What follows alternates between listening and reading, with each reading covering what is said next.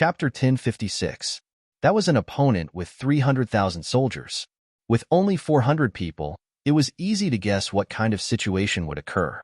Everyone knew that the entire battalion of Long Feng brothers was probably going to be wiped out. What should we do? 1st Regiment Commander Bu Hai walked in front of Tian Su and asked for instructions. His mood was very heavy since this battalion of soldiers belonged to his regiment. Stop advancing. Plant landmines to stop the enemy from advancing. Then, retreat in batches. Even though Tian Su wanted to lead his brothers to charge forward, his rationality told him that this was not the time to fight. There were still many people in the shelter who had not retreated. They had not completed their mission and could not do as they pleased. 1st Regiment Commander Bu Hai also had an indignant look on his face. He was sad that he couldn't save his comrades, but he also knew that the decision of his division commander was correct. With just one division, it was impossible for them to defeat the 300,000 enemy, not to mention the existence of the cavalry. Plant landmines and retreat as we fight, Bu Hai said with hatred. The moment he turned around to carry out the order, tears flowed out uncontrollably from the corner of his eyes. At the front line, grenades were detonated one after another. Cold vanguard soldiers died together with the enemy cavalry. Not even their bones were left behind. In just 15 minutes, the 100 soldiers of the 1st Battalion had all died. Battalion Commander Zhou Shishua's eyes were filled with tears as he gave another order, 2nd Company, forward. Even though they knew that they would die without a doubt if they charged forward, the 2nd Company commander and all the soldiers did not hesitate at all. After agreeing, they all ran out of the trench. If one looked closely, one could see that everyone was holding at least 2 grenades in their hands. It was clear that they were prepared to take the enemy down with them. Boom, boom. Another explosion sounded. 2nd Company, down. 3rd Company, down. Very quickly, the 3rd Company was also gone. When only the 4th Company was left, Zhou Shishua also took out 2 grenades and held them in his arms. He also took out his Type 5 gun. He would rather die than let the gun fall into the hands of the enemy. The gun would be there if the person was alive, and the gun would be destroyed if the person was dead. This was the death rule that the cold vanguard soldiers had to abide by. Comrades, we won't die in vain. The 6th young master will definitely avenge us. Everyone, charge with me. Following Zhou Shishua's shout, hundreds of soldiers rushed out of the trenches in a scattered formation towards the incoming cavalry. Every one of them looked like they were ready to die, with smiles and satisfaction on their faces. Boom, boom, boom, boom, boom. The sounds of explosions were endless. This was a heroic song, a song composed by the soldiers of the Cold Vanguard. They used their actions and their lives to illustrate what it meant to fight to the last second, what it meant to die a worthy death, and what it meant to die a worthy death. Zhou Shishua's 1st Battalion of 400 soldiers had all died in exchange for the 5-star Army's time to retreat. Other than the rations that they brought with them, the rest were all burned. They didn't leave anything for the enemy. It was just that because they were in a rush, out of the 50,000 civilians, only 10,000 were brought away. It was just that once the war started, the situation was too chaotic. They didn't listen to orders and ran around randomly. There were even some who directly escaped to the barracks of the Little South Ming Army. The 5-star Army took the initiative to retreat into the Liangshan rainforest. Once they entered the forest, there were giant trees everywhere. If one were to enter the forest without any experience, he or she would be surrounded by danger. This kind of natural protective environment stopped the Little South Ming Army and the Bangladeshis from chasing after them. After the battle, they destroyed the 5-star Army's shelter and captured 40,000 civilians. Although they did not manage to snatch the rations, Zhu Huijin was still very satisfied with the harvest. That was the 5-star Army. It was said that they were very powerful and no one dared to go against them. Now that they were chased away by him, didn't that mean that he was much more powerful than the 5-star Army? After the 5-star Army was chased away, the arrogant Zhu Huijin decided to go to the troop division. He wanted to eliminate the remaining troops of Shi Pingwang and completely eliminate the hidden dangers left here.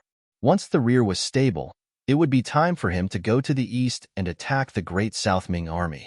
Yang Chenong received the news that the Little South Ming Army had attacked, and the shelter was forced to retreat. When he heard this, he was not as anxious as before. The little South Ming army had 300,000 soldiers, and this was only one area. If the little South Ming King's army was included, this number would probably double. However, he only had 2 cavalry divisions, and no matter how good he was at fighting, it would be difficult for him to win against so many enemies. Moreover, most of the enemies were Han Chinese, and unless it was absolutely necessary, he did not want to make an enemy out of the Han Chinese and cause internal strife. Inform the 100,000 foreign troops behind us and tell them to hurry up and meet up with us. Tell the cavalry brothers to stop and rest for 3 days. Take good care of the war horses and rest.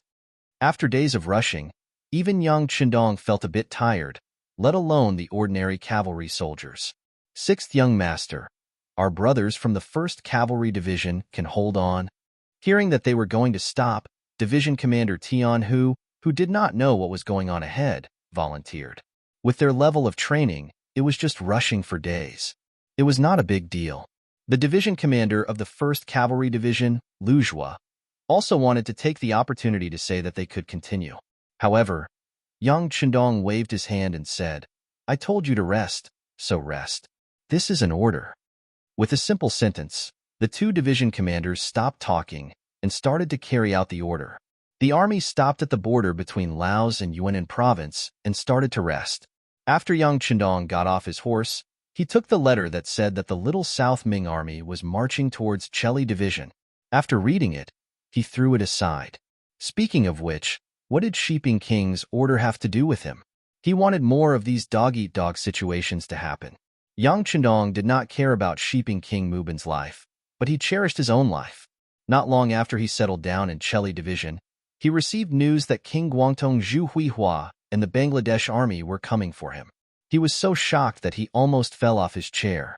He quickly asked someone to call Wang Ji, the former Minister of War, and Muong over to discuss countermeasures.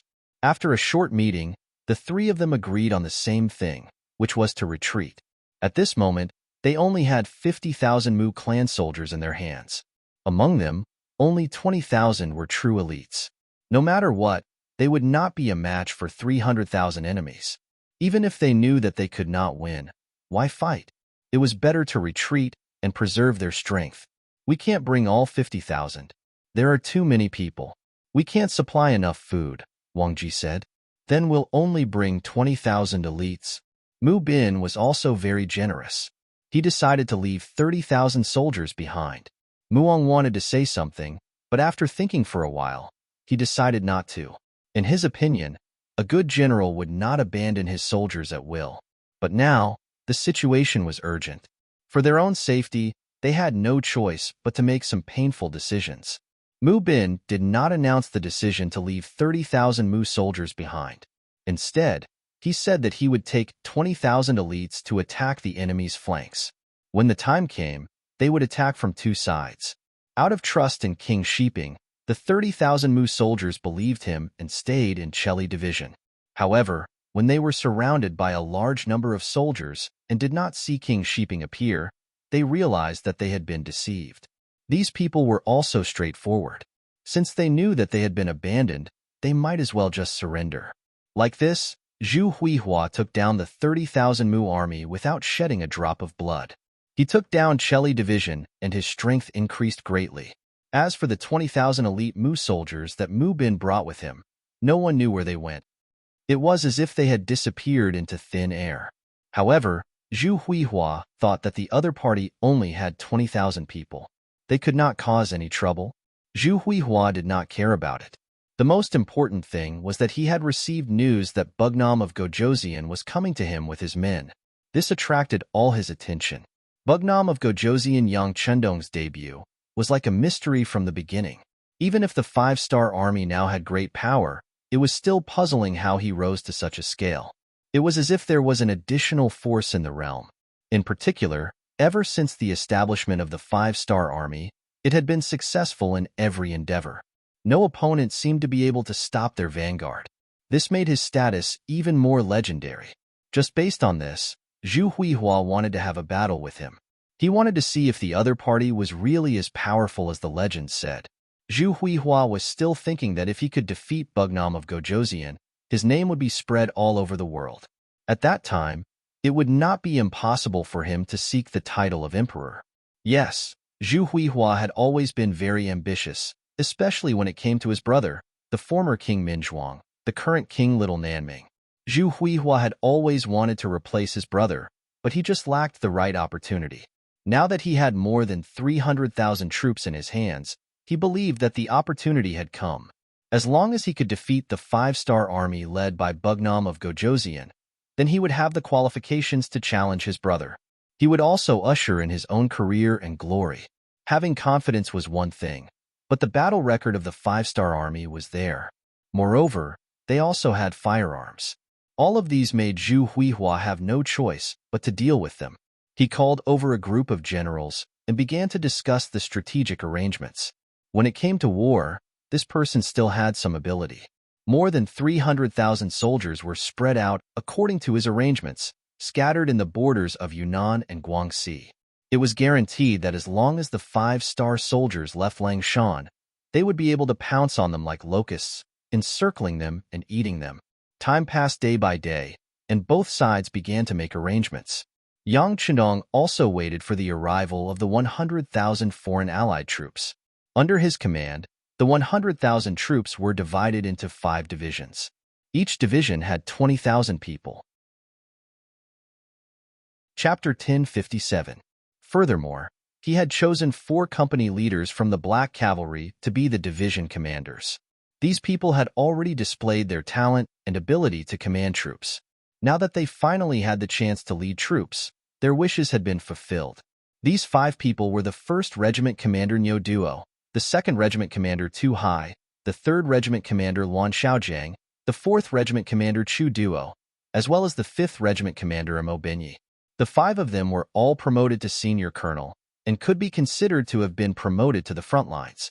The 5 foreign races, the 1st Cavalry Army, and the 1st Cavalry Division, a total of 120,000 people, had passed through Yunnan Province and the rainforest, heading straight for Langsun. While waiting for the army to arrive, Yang Chendong had also thought about how to deal with the Han army. Although he did not wish for the Han people to exhaust themselves, it was just a thought in his mind. Since it was a war, there would always be deaths. Blindly thinking about settling the southern Ming issue peacefully was not going to work. Only by fighting a few battles and letting the other party feel pain and fear would they be able to sit down and negotiate. Sometimes, the truth was decided through fighting. Regardless of whether Yang Chendong wanted to admit it or not, this was the truth. Since that was the case, he would just fight. After making up his mind, Yang Chendong changed his hesitation and gave the order to advance. However, he added a sentence at the end that there was no need to be courteous when facing the Bangladesh army. If they could kill, then kill. Only when facing the Han army, if they could capture, then capture. For this reason, he set a standard for the 100,000 foreign races. What reward would they receive for killing 1 person? What reward would they receive for killing 3 people? What reward would they receive for capturing 1 person? What reward would they receive for capturing 3 or more people, etc.? The 100,000 foreign races who had originally wanted to use the military to change their lives were all excited when they saw the reward system. They knew that it was time to realize the value of their lives. As long as they performed perfectly, not only would they benefit, even their families would also benefit. As a result, the morale of the army was extremely high. Once they left the rainforest area, they would have a showdown with the Southern Ming Empire's army. In order to fight this battle well, long before Yang Chendong arrived, the 7th Army had already sent out all of their scouts. In addition, Chief of Intelligence Yang Chendong had also sent out a large number of department elites to the 2 provinces to investigate the enemy situation. Thus, Zhu Huichu's military arrangements could be said to be extremely clear to Yang Chendong. Looking at the summary of intelligence collected by various departments, Yang Chendong couldn't help but sigh. This Lord Guangtong is not an idiot, he's really something. This judgment was based on Zhu Huichu's battlefield layout.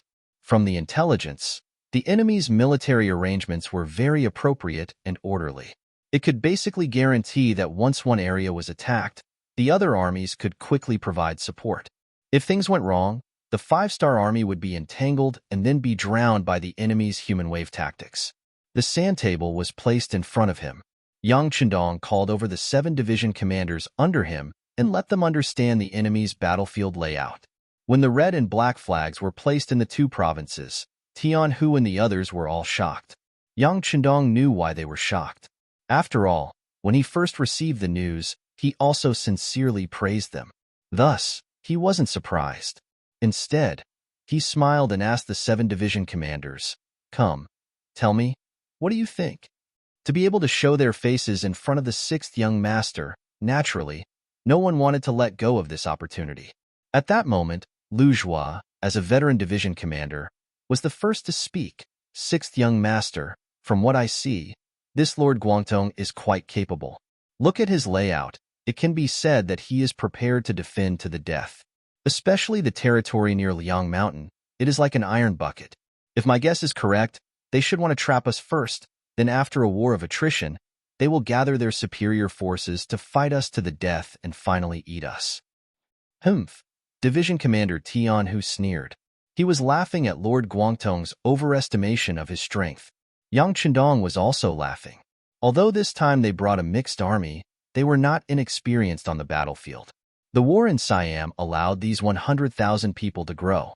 Although there was still a big gap between them and the real elites of the 5-star army, such as the Cold Front, they could at least be regarded as a B-class army. As long as they were used well and their morale was boosted, winning this battle would not be a problem. The other 5 division commanders who led the foreign army had different expressions on their faces. However, it could be seen that they were not frightened.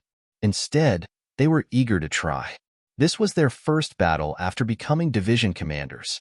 Naturally, everyone wanted to perform well. Taking in everyone's expressions, Yang Chendong looked at Tian Hu and said, "Come, Division Commander Tian, tell us, what do you think?" Yes. Although he was already a major general, in front of Yang Chendong, Tian Hu was still a student. He first stood at attention, then took a wooden stick from the side and pointed at the sand table. "Everyone, please look. After leaving Liang Mountain, 200 miles to the west is Yongji City. To the north is Linshan, and to the west is Siming Prefecture. This is like a pocket. Once someone enters, it can be firmly blocked. This is also the problem we will encounter after leaving the mountain." That's right. The other division commanders, including Yang Chendong, nodded gently. Obviously, everyone agreed with this statement. At the same time, everyone wanted to hear what Tian Hu was going to say next. The problem was already in front of them. How to solve it was the most important thing. Yang Chendong also stared at Tian Hu. He already had a solution in his heart. He just didn't know if the two of them thought of the same thing. Under everyone's expectant gaze, Tian Hu opened his mouth. "Once we are surrounded by the enemy, it will be extremely difficult for us to eliminate them with the advantage of their military strength. If we fight with force, even if we can win, it will only be a lose-lose situation. Therefore, the only thing we can do is to break their arrangements. We can only rely on speed." When he heard the word speed, Yang Chendong's brows couldn't help but rise high. A satisfied expression appeared on his face. This result was exactly as he had expected. It seemed that Tian Hu already had the demeanor of a general. Without looking at other people's reactions, Tian Hu opened his mouth again. "In terms of military strength, we are inferior to the enemy. In terms of understanding the terrain, we are also inferior. Most of us are composed of foreign allied forces. We have just entered the southern Ming land, and there are many aspects that we need to adapt to. Just from this analysis, the situation is not good for us. But please don't forget that we still have 2 cavalry divisions, and one of them is the 1st Cavalry Division. This is our advantage, an advantage that the southern Ming army can't reach. As long as we fight with speed, we can disrupt the enemy's arrangements. As long as we don't let the enemy form an encirclement, we will have the opportunity to break them one by one. At that time, it will depend on whether everyone can grasp the opportunity." After finally expressing his opinion, Tian Hu returned to his original silent appearance, leaving the other division commanders there to discuss whether Tian Hu's plan was feasible. Yang Chendong saw everything in his eyes, but he didn't intend to interrupt. He just wanted to take the opportunity to see everyone's performance. After all, he wouldn't be able to stay with these division commanders in every battle. His ability to be independent was still being developed. After a short while, everyone stopped their discussion. Too high. The commander of the 2nd Military Division asked on behalf of the other commanders, Commander Tian, we all know what you mean. But where do you plan to attack first by attacking the slow with speed? Linshan. Tian, who pointed to the north on the sand table and said, this place is bordered by Yongji to the west and Siming residents to the west. As long as we can disrupt this place, it will be the same as cutting off the enemy's gathering. At that time, no matter which side we attack, the difficulty will be much lower. Division Commander Tu Hai nodded, indicating that he agreed with this decision. However, he still asked a question. Is it just relying on the 1st Cavalry Division? The intelligence has already said that there are more than 30,000 enemies in Linshan. You only have 10,000 people, and you will face the reinforcements of the Southern Ming Army at any time. Are you sure there won't be any problems? There isn't a target that the 1st Cavalry Division can't take down. Tian, who said with a face full of pride. Then, he looked at Lujua. Of course, if Division Commander Lu's 1st Cavalry Division can cooperate with us and pretend to attack Yongji City, we can distract the enemy's attention. This will be a great help in reducing the pressure on our 1st Cavalry Division. No matter how arrogant the world's 1st Cavalry Division was, it was impossible for them to win against the Southern Ming Alliance's army of more than 300,000 people. No problem, the 1st Cavalry Division is willing to cooperate with Division Commander Tian. Lujua said, from being the 1st Division Commander of the new division to the current Division Commander of the 1st Cavalry Division, he spent most of his time assisting in battles. Adding on the fact that he was cooperating with the 1st Cavalry Division, he didn't think that it was shameful to be assisting in battles. Many thanks. Seeing Lujua agree so quickly, Tian, whose face revealed a look of gratitude. Since the 2 cavalry divisions had expressed their opinions, the other 5 division commanders naturally didn't have any doubts. They immediately said in unison, then we have no problems. As long as Division Commander Tian can break the enemy's formation, we only need 3 days to take down Siming residents. The 7 division commanders made a battle plan. Yang Chendong nodded, indicating that he approved. Next, each side began to make various preparations. This time, Yang Chendong didn't have any intention of using the 7th Army. He wanted to test the strength of the Southern Ming Army. Whether or not they could take down Siming residents within 3 days became the goal of the test. If the facts proved that this army could be used, then he would give them more important missions in the future and give them the opportunity to become stronger. On the other hand, if the facts proved that they couldn't, then he would think of a way to develop other armies. Chapter 1058. Unifying the world and making the Han Chinese the leader. This was something that many experts had never thought of before. Not only did Yang Chendong think of it, but he also wanted to make it a reality. Originally, he would have to face all sorts of problems, and some of the decisions he made would have to be made repeatedly. However, once the facts proved that he was right, he would definitely persevere. Just like the Foreign Alliance, the outcome of this battle would determine whether Yang Chendong would vigorously develop them in the future or directly cancel them. After the decision was made, as the side that was going to attack the city, the 5 Foreign Races Alliance continued to travel through the rainforest. They also used their rest time to cut down trees and make ladders. Although they had not completely left the rainforest and arrived at Langsun, the aura of war was already very strong. Another 10 days passed, and the 120,000 5-star army finally arrived at Langsun, meeting up with the 7th Army and the Vietnamese Army. The Heavenly Strategies Division and Hong Jin came up to Yang Chendong with a guilty look on their faces. After whispering to the 6th young master, they did not dare to raise their heads. Raise your heads. Looking at the 2 generals, Yang Chendong shouted angrily. Being shouted at, the 2 of them had no choice but to raise their heads, and they saw Yang Chendong's angry expression. When their eyes met, the latter said, "This battle was not your fault. The enemy had 300,000 people, and you only had 20,000. This was not a fair battle. You were able to escape unscathed, and even brought back 10,000 Han civilians. This is already a great achievement. What is there to be ashamed of? One couldn't be without pride. Otherwise, he wouldn't be a qualified general."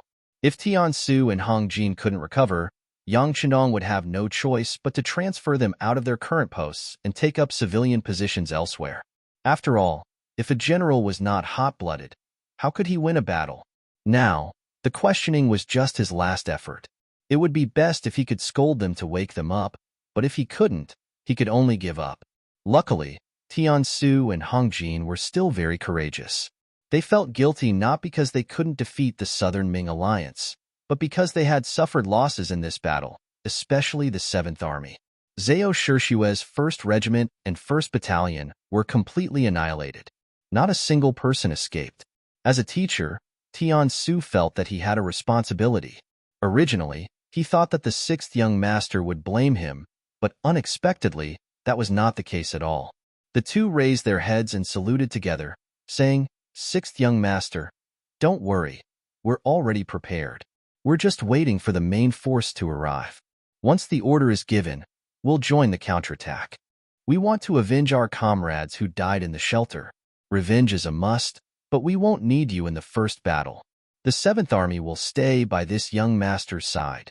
The Vietnamese army will continue to take care of the Han people, including the captives on the battlefield. Do you have any problems with that?" Comparatively speaking, as a local army, the strength of the Vietnamese army was considered the weakest. At most, they could be considered as a C-grade soldier. Even if there were many of them, their usefulness on the battlefield would be limited. Knowing that, it would be better to leave them at the rear and do some work within their capabilities. Since it was Yang Chundong's order, of course no one would object. The two generals thus agreed. After the two sides met up, they prepared to leave Lang Sun and attack the Little Nan Ming alliance. This time, Yang Chundong wanted to use reality to tell those who dared to spy on the 5-star army that they were not to be trifled with. They had already made their preparations. On the 3rd day after meeting up with the 7th Army and the Vietnamese Army, the 1st Cavalry Division was the first to move out. They headed straight for Linchin in the northeast. Following that, the 5 outsiders also moved out. They had their eyes on Ximing Prefecture in the east. The last to move out was Lu Zhua's 1st Cavalry Division. They went to Yongji City in the west to cooperate with Division Commander Tian Hu. They finally moved. Nanning Prefecture, the central city of Guangxi. Guangdong King Zhu Huitu was currently presiding over the situation. Only half a day after the 5-star army moved out, a carrier pigeon brought the news. He said coldly, "Send people to investigate again." The scout left. Zhu Huitu started to read some information about the 5-star army. There were reports about the 1st Cavalry Division and the 1st Cavalry Division. However, because the outsiders had just been formed, they had only shown their might in Siam. There were not many records about them. Even so, the current information was enough for Zhu Huichun to analyze it properly. After an hour, Zhu Huitu shook his stiff neck and said, "The 1st Cavalry Division is not to be trifled with." This conclusion was not hard to come to. After all, this unit was too famous. Wherever they appeared, they would stir up trouble. Once Yang Chundong met with trouble, this unit would be mobilized and become the strongest killing weapon. When they took down the Phnom Penh dynasty, this unit was the main force. It only took them 31 days to take down a kingdom. This was almost unimaginable. However, they did it. With this, even Zhu Huitu did not dare to be careless. As the saying goes, pick the soft bone first. He did not want to meet such a strong opponent and dampen the morale of his soldiers. Just as he made the decision not to become enemies with the 1st Cavalry Division, a second carrier pigeon arrived. The details of the 5-star army moving out over 100,000 people were revealed. Guangxi was the territory of the Little Nanming King. Many places here were filled with their spies. It was undoubtedly difficult to avoid the spies. Yang Chundong did not intend to hide the movement of the army. He came openly and wanted to see how the Little Nanming King would deal with it. Previously, Yao Yingjun, an intelligence agent in the Little Nanming King group, had already sent news that Zhu Huitu was sinister and cunning. He was the kind of person who was not easy to deal with. However, Yang Chundong still did not put him in his eyes. He believed that with the strength of the 1st Cavalry Division, even if they could not defeat the opponent, if they wanted to retreat, no one would be able to stop them. Yang Chundong was too confident. He did not expect Zhu Huitu to not become enemies with the 1st Cavalry Division at all. Instead, he targeted the 1st Cavalry Division. It was better to break one finger than to injure all 10. Zhu Huitu wanted to make a name for himself through the battle with the five-star army. Therefore, he was already prepared for a tough battle. With the advantage of military strength, he believed that as long as the plan was good, he would be able to achieve his goal. He had never thought of completely wiping out the five-star army. He did not have that kind of strength. As long as he could repel the attack of the five-star army, it would be enough for him to strengthen his reputation. The 1st Cavalry Division became the stepping stone for him to become famous. Immediately send troops to Yongji City. At the same time, inform Wu Yingtu to do his best to wipe out this cavalry division.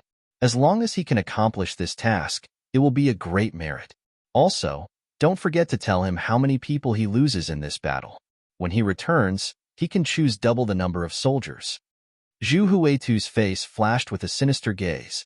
As for the news that a large number of five-star army soldiers were heading towards Ming residence, he directly ignored it. They had only lost a small city. Compared to the cavalry division that could destroy a five-star corps, it was easy for them to deal with such a heavy burden. The news was sent through carrier pigeons. Half a day later, it reached Wu Yingtu. At this moment, he was drinking with the general of the Bangladesh army, Rajiv. When he saw this order, he could not help but laugh. He could choose any soldiers he wanted, and the compensation was 2-to-1. This was a good deal. In the worst-case scenario, he could lose 10,000 Miao people in exchange for 20,000 elite Ming soldiers. Since it was like this, what was there to be afraid of? He drank the wine in his bowl in one gulp and looked at Rajiv. Of course, he said to the interpreter beside him, "Tell him that we should get to work." Afterwards, the large net targeting the 1st Cavalry Division began to unfold. Meanwhile, Lu Zhua, who was completely unaware of all of this, was leading the 1st Cavalry Division to wander around Yongji City. His mission was to attack the small Ming reinforcements that came out from here and do his best to ensure the safety of the 1st Cavalry Division's left wing. Lu Zhua, who never thought that anyone would make an enemy out of his cavalry and did not know that he had already been targeted, only had Yongji City in front of him in his eyes. He was completely unaware that small southern Ming soldiers were continuously gathering around him and surrounding him. 1 day passed, 2 days passed, and on the 4th day, he still did not see any reinforcements coming out from Yongji City. Even if Lu Zhua was a careless person, he still felt that something was not right. Logically speaking, Division Commander Tian, who should have already started attacking the surrounding areas. Due to the limitations of the cavalry, the level of the siege was average. However, sweeping through the villages and important roads around the city should not be a problem. Why did Yongji City not have any intention of sending reinforcements? Reporting, Division Commander, the scouts have reported that small southern Ming soldiers have been discovered behind us. Reporting, Division Commander, the scouts have reported that an unknown number of enemies have been discovered on our right. Reporting, our left. The reports entered Lu Zhua's ears one after another. At this moment, his expression was constantly changing. He finally understood why there had been no movement for 4 days in a row. It seemed that someone had set their sights on him. However, this was a cavalry division, and they were also cavalry warriors who had experienced hundreds of battles on the grasslands. Did they really think that they could take them down in one go? Immediately send a report to the 6th Young Master and report the situation here. At this moment, Lu Zhua's eyes did not show any fear. On the contrary, there was a bit of excitement.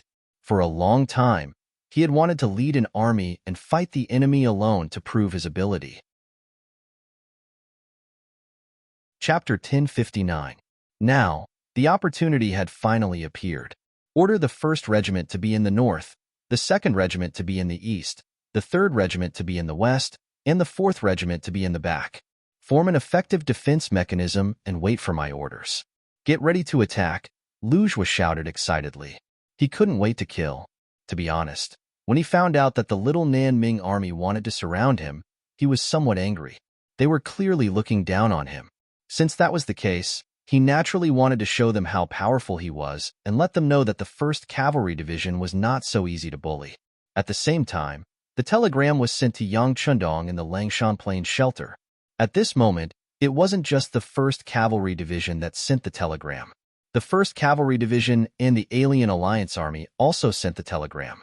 The 100,000 troops of the Alien Alliance army had already begun to attack the Siming residents. Everything was going very smoothly. They didn't encounter any enemy reinforcements. With 100,000 people attacking a city with only 20,000 soldiers, there were no variables. The only thing they lacked now was time. However, the contents of the telegram from the 1st Cavalry Division were a bit strange. According to Tian Hu, when they arrived outside Linshan, the little Ming army had already retreated into the city. Then, they swept through the periphery. Other than some civilians who stayed here, they didn't encounter any other army. It felt like they had punched cotton. It was a bit uncomfortable. Tian Hu felt that something was wrong, so he sent a telegram to ask what to do next. After all, it was a pity that a sharp weapon released couldn't kill the enemy. Yang Chendong was also puzzled by this telegram. His intuition told him that something was wrong.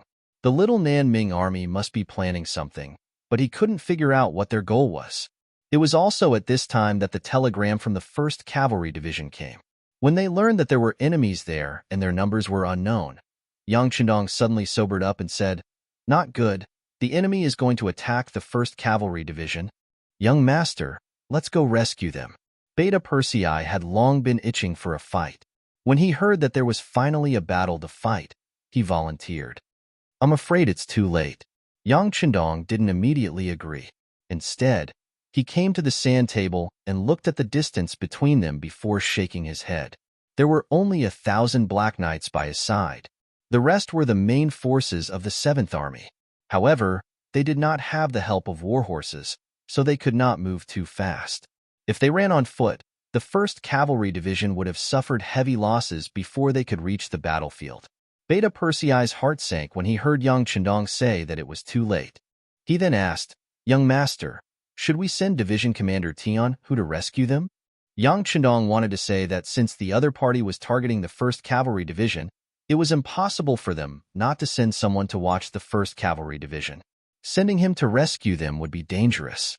However, when he thought about how Linshan was not too far away, a rescue plan quickly formed in his mind. Yes, immediately send a telegram to Tian Hu and ask him to send the main forces to support the 1st Cavalry Division. Tell him that if someone tries to stop them, don't be afraid. Young master, I will immediately lead the troops to support them. Also, send a telegram to Division Commander Lu Zhua and tell him not to be rash. Concentrate the troops and wait for reinforcements." Yang Chendong said to Wang Shan, who was following beside him. He then called for Beta Persei to gather the Black Knights and the 7th Army to quickly gather. The telegram was quickly sent out. Tian Hu, who received the order, did not dare to delay. He immediately ordered the 2nd Regiment Commander Lu Duo, the 3rd Regiment Commander Hu Bo and the 4th Regiment Commander Bai Shuang to lead their troops to Yongji City. The 3 regiment commanders brought the 6,000 cavalry and turned their horses around, preparing to leave. At that moment, the gates of Linshan City opened and the soldiers of the South Ming Army poured out. Needless to say, they could tell that the 1st Cavalry Division wanted to leave, so they charged out and wanted to stop them. "Division Commander, what should we do?" The 2nd Regiment Commander Lu Duo saw that the enemy had actually taken the initiative to leave the city. He was hesitant as to whether or not he should carry out his previous orders. "Don't worry so much, just follow the orders." Tian Hu narrowed his eyes and looked at the South Ming army that had appeared, revealing traces of killing intent. From the reports, he knew that the enemy only had 20,000 soldiers. The 4,000 cavalry that he had left behind were enough to deal with them. Moreover, the 6th young master had already said that he would bring reinforcements. What was there to be afraid of? Knowing that their division commander had made up his mind, the 3 regiment commanders looked at each other and raised the horsewhips in their hands. They brought their cavalry and left the battlefield, heading towards Yongji City. "Everyone, listen to my orders. Check the bows and swords." Tian Hu licked his lips. Even though he only had 4,000 cavalry, he was still very confident. As long as the South Ming army dared to charge over, he wouldn't mind teaching them a lesson. Back to Lu Zhua's troops. The 4 regiments under him had already prepared to defend all 4 sides, and were even prepared to attack at any moment. Yang Chendong's telegram had arrived. After reading the contents, Although he was still a bit angry and thought that the sixth young master didn't believe in the strength of the 1st Cavalry Division, he couldn't go against military orders. He still ordered the entire army to defend and not attack. Reality quickly told him that listening to Yang Qindong's orders was the right thing to do. This was because Lu Zhuo quickly realized that there were more and more enemies surrounding him. Among them, there were also cavalrymen and Miao soldiers with Miao swords in their hands. When the scouts continuously retreated and information entered his ears, Lu Zhuo's expression finally changed.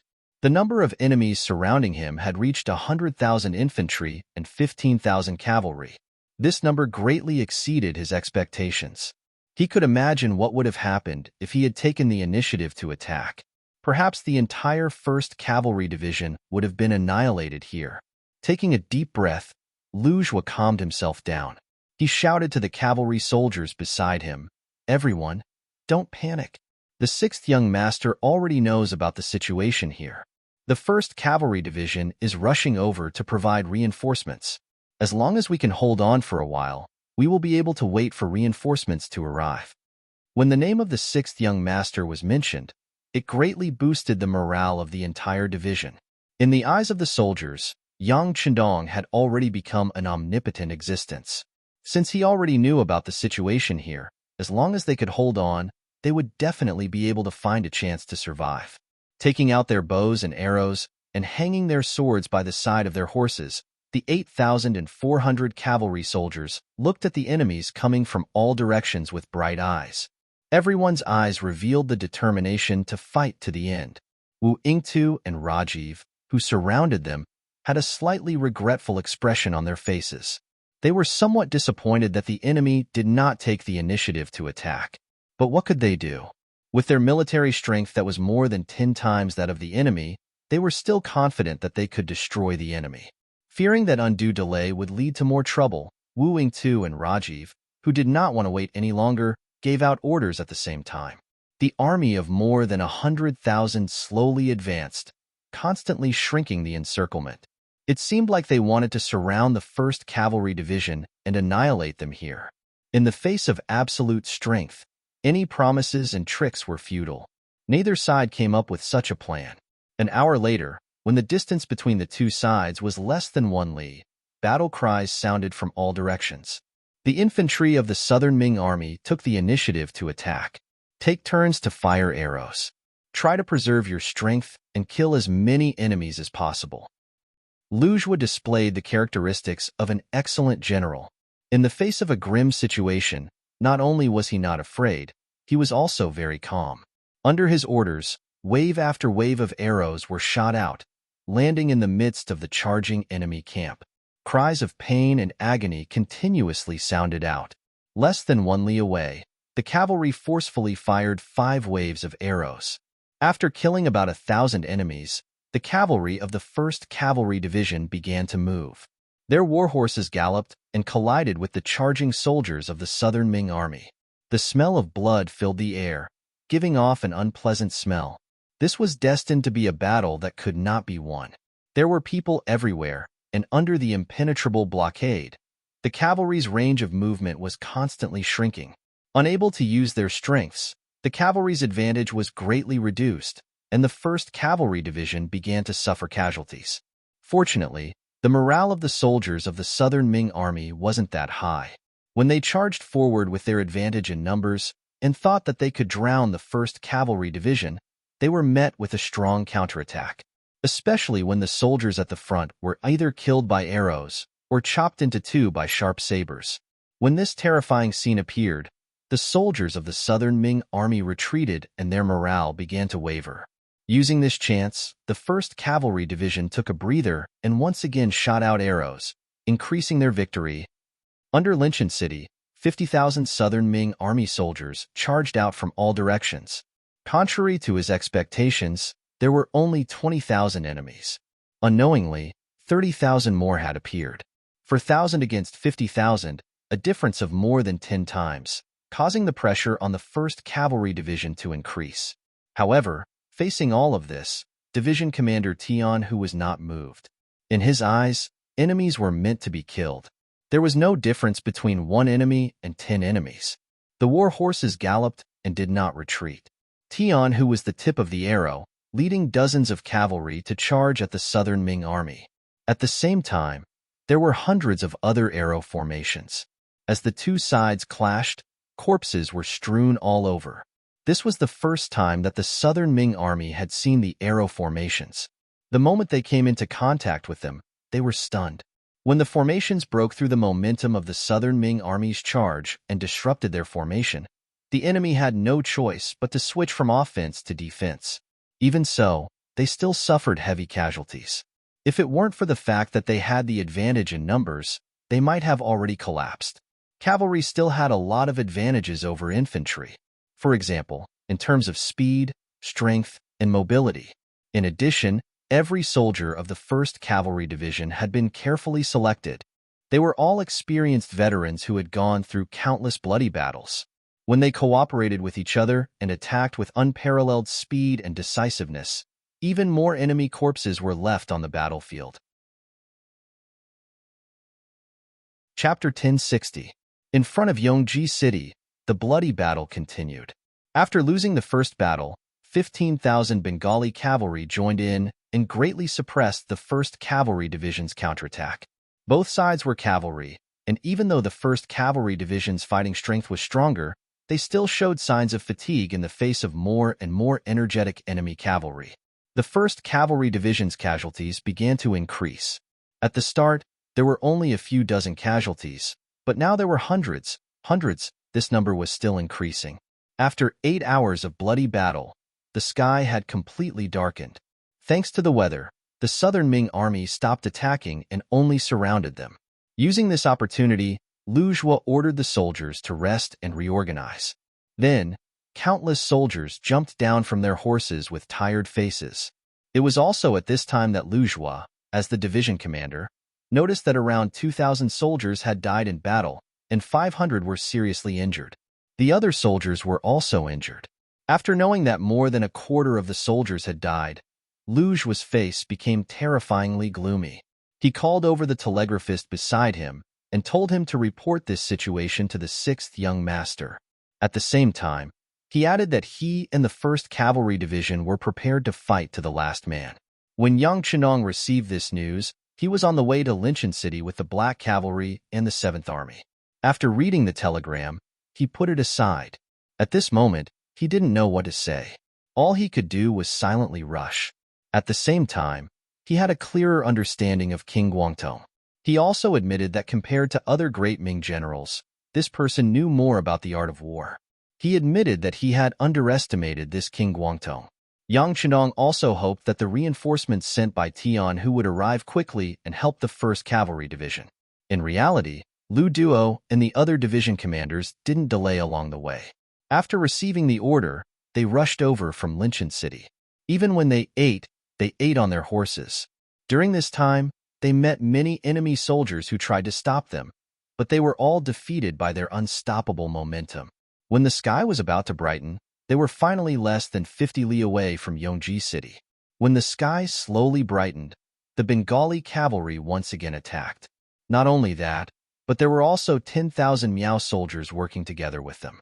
The Miao soldiers were able to survive until now because of their hard work. Facing the encirclement of the Ming army at all times, their fighting strength gradually increased. Compared to normal Ming soldiers, their performance on the battlefield was better and more ferocious. 10,000 Miao soldiers and 10,000 Bengali cavalry surged forward, showing that the southern Ming army was ready for the final battle. Facing this, Lu Zhuo didn't have any intention of backing down. He personally led the cavalry forward. Although they didn't have the advantage in numbers, and their stamina wasn't as good as when they were at their peak after fighting for half a day, they had the confidence to survive. They had to persevere until the last moment when they couldn't hold on anymore. The battle continued, and lives could be lost at any time. The 1st Cavalry Division had more and more injured people, and the number of brothers who died also gradually increased. The team of 6,000 became 5,000, then 4,000. More than half of them had died, but there were still no reinforcements. Lu Zhuo didn't know how many enemies he had killed. His body was covered in blood. Some of it was his, but most of it was the enemy's. Another half an hour passed, and the number of casualties around him had exceeded 1,000. He knew that if this continued, the remaining 3,000 people would all be sacrificed here in less than an hour. Could it be that there was really no hope? Just as this thought appeared in Lu Zhuo's mind, a commotion came from the encirclement behind him. Then, a loud and familiar bugle sounded. This was the unique bugle call of the 5-star army when they were charging. When Lu Zhuo first heard it, he felt that this sound was so beautiful and pleasant to the ears. His entire body felt so comfortable. When he turned around, he saw the infantrymen of the little South Ming army retreating to the sides like a tide. In the middle, a large number of cavalrymen were rushing in. It's the comrades of the 1st Cavalry Division. Our reinforcements are here. Retreat and quickly report back to the other side. Finally seeing hope, Lu Zhuo didn't know where he got the strength from. As he shouted loudly, his arms seemed to be filled with strength, allowing him to once again swing his sword to block the attack of the enemy cavalry in front of him. It was Lu Duo and the other 3 regiments of the 1st Cavalry Division's cavalry. They had rushed all the way here and finally arrived at the last moment. Then, like a ferocious tiger, they charged towards the encirclement of the southern Ming army. Under their valiance, no one was their match. Any soldier who had the courage to stand in front of Lu Duo and the others would quickly become a corpse lying on the cold ground. When more and more soldiers were killed on the ground, no one dared to take the brunt of the attack. A large path was opened, and the 1st Cavalry Division and the 1st Cavalry Division finally met up. Commander Lu, leave this to us. You take the brothers and retreat. The moment Lu Duo arrived, he took over the front line of defense of the 1st Cavalry Division. He led the 2nd Regiment to block the attack. The 3rd Regiment commander Hu Bo was in the middle, and the 4th Regiment commander Bai Shuang was at the back. They protected Lu Zhuo and the 3,000 injured cavalry as they retreated. The moment Lu Duo arrived, he quickly taught the opposing Bengali cavalry how to behave. As for the Miao soldiers who were wielding Miao blades, the brothers of the 1st Cavalry Division were either wielding a blade in one hand and a shield in the other, or wielding a blade in both hands. Only then did they understand why the enemy was called the 1st Cavalry Division and how wrong it was to think that the 1st Cavalry Division was already very powerful. If you compare yourself to others, you'll die. If you compare goods, you'll throw them away. When Lu Duo's 2nd Regiment appeared, although there were only 2,000 people, they gave off the feeling that they were an army with thousands of men and horses. The first to suffer heavy losses were the Bengali cavalry. Because they were cavalry, they were used to being high and mighty. Normally, they would look down on the infantrymen. In their eyes, they were the strongest. However, just a day ago, 1st Cavalry Division taught them what to do. Let them know what kind of disastrous price they would pay if they underestimated their opponent. They taught them that even though they were both cavalry, the difference in strength was like heaven and earth. They originally thought that the cavalry of the 1st Cavalry Division was already very strong. After all, to be able to hold on for so long under the attack of so many infantrymen and twice the number of cavalry was already very difficult. Seeing that the 1st Cavalry Division was about to be finished, their morale was about to collapse. If that was the case, they would only need one more charge to completely wipe out the enemy. However, another cavalry appeared, and the enemy's 2,000 cavalry dared to charge head-on. Looking at the close to 10,000 Miao soldiers and the countless southern Ming soldiers around them, the Bengali cavalry laughed. They laughed. There were still people in this world who didn't know death. Did they really think that they were made of iron?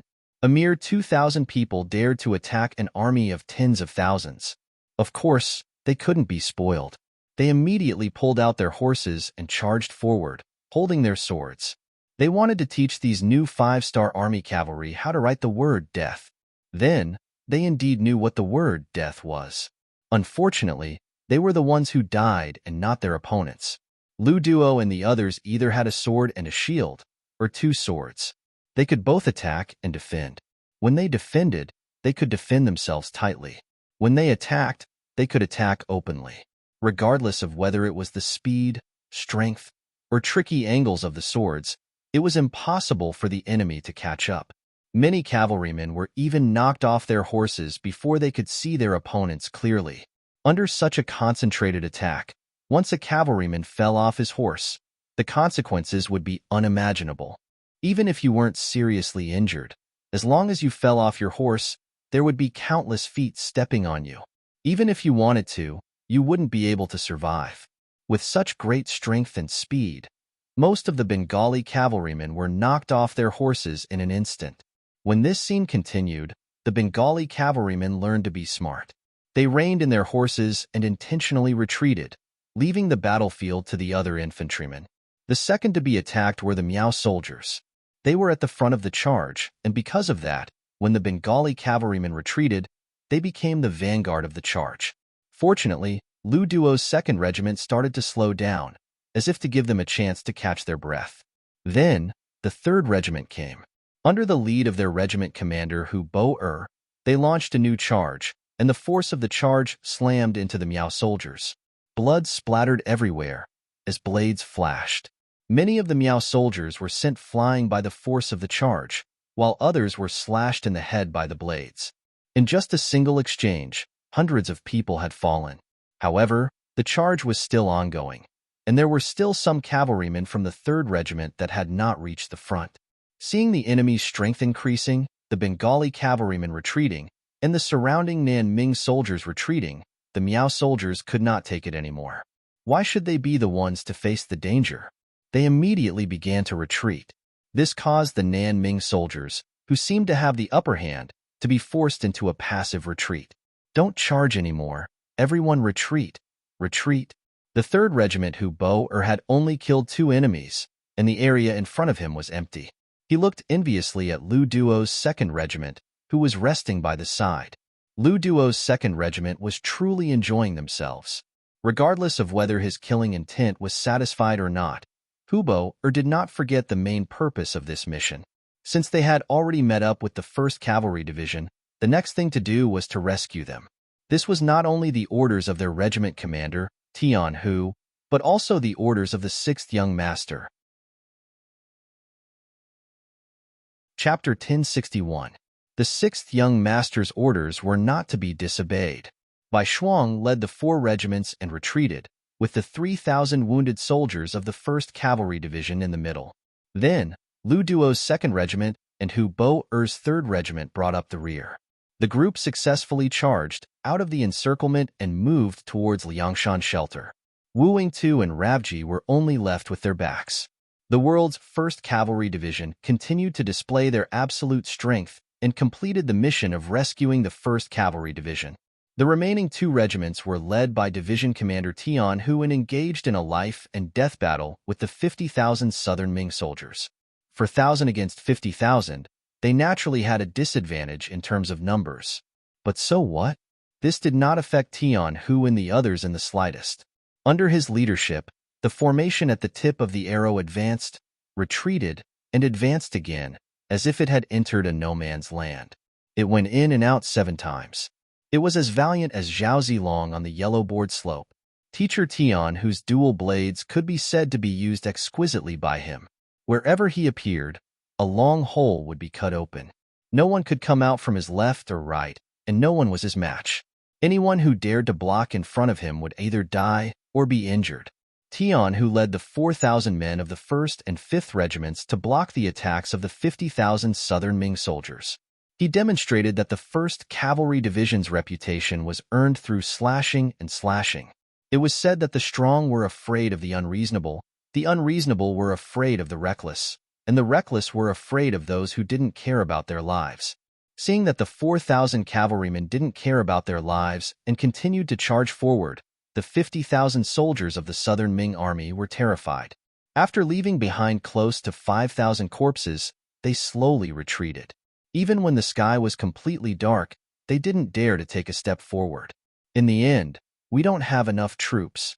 Looking at Linshan City that was just inches away, Tian Hu sighed. He only had 2 regiments and 4,000 men. It was extremely difficult to break through the layers of obstacles and enter the city. With a sigh, he could only wait. He would wait until dawn to find another way. Compared to Tian Hu, the Southern Ming soldiers were even more depressed. They had the advantage in numbers, and they were the ones on the attack. But why was it the other way around when it came to the battlefield? Instead, they had become the ones being beaten. If it wasn't for the fact that they had too many soldiers and the number of five-star army's cavalry was too small, perhaps a single attack would have destroyed their fighting spirit and caused them to be completely defeated. A few young southern Ming generals gathered together and offered suggestions. However, even after daybreak, they still couldn't find a better solution. At this time, the scouts at the front reported that the five-star army's reinforcements had appeared. They did not know how many soldiers there were, but there were both cavalry and infantry. They could not think of a better idea, and now that they heard that reinforcements were coming, the few generals immediately came to an agreement to retreat back to Linchin City. They would then report this matter to King Guangtong and listen to his orders for what to do next. The southern Ming army suddenly retreated back to the city at dawn, following which Yang Chendong, Shi Feng, 1,000 black cavalry, and the 7th Army rushed over and met up with Tian Hu. "Are you okay?" "Sixth young master, we are fine. In the battle yesterday afternoon, we killed close to 5,000 men.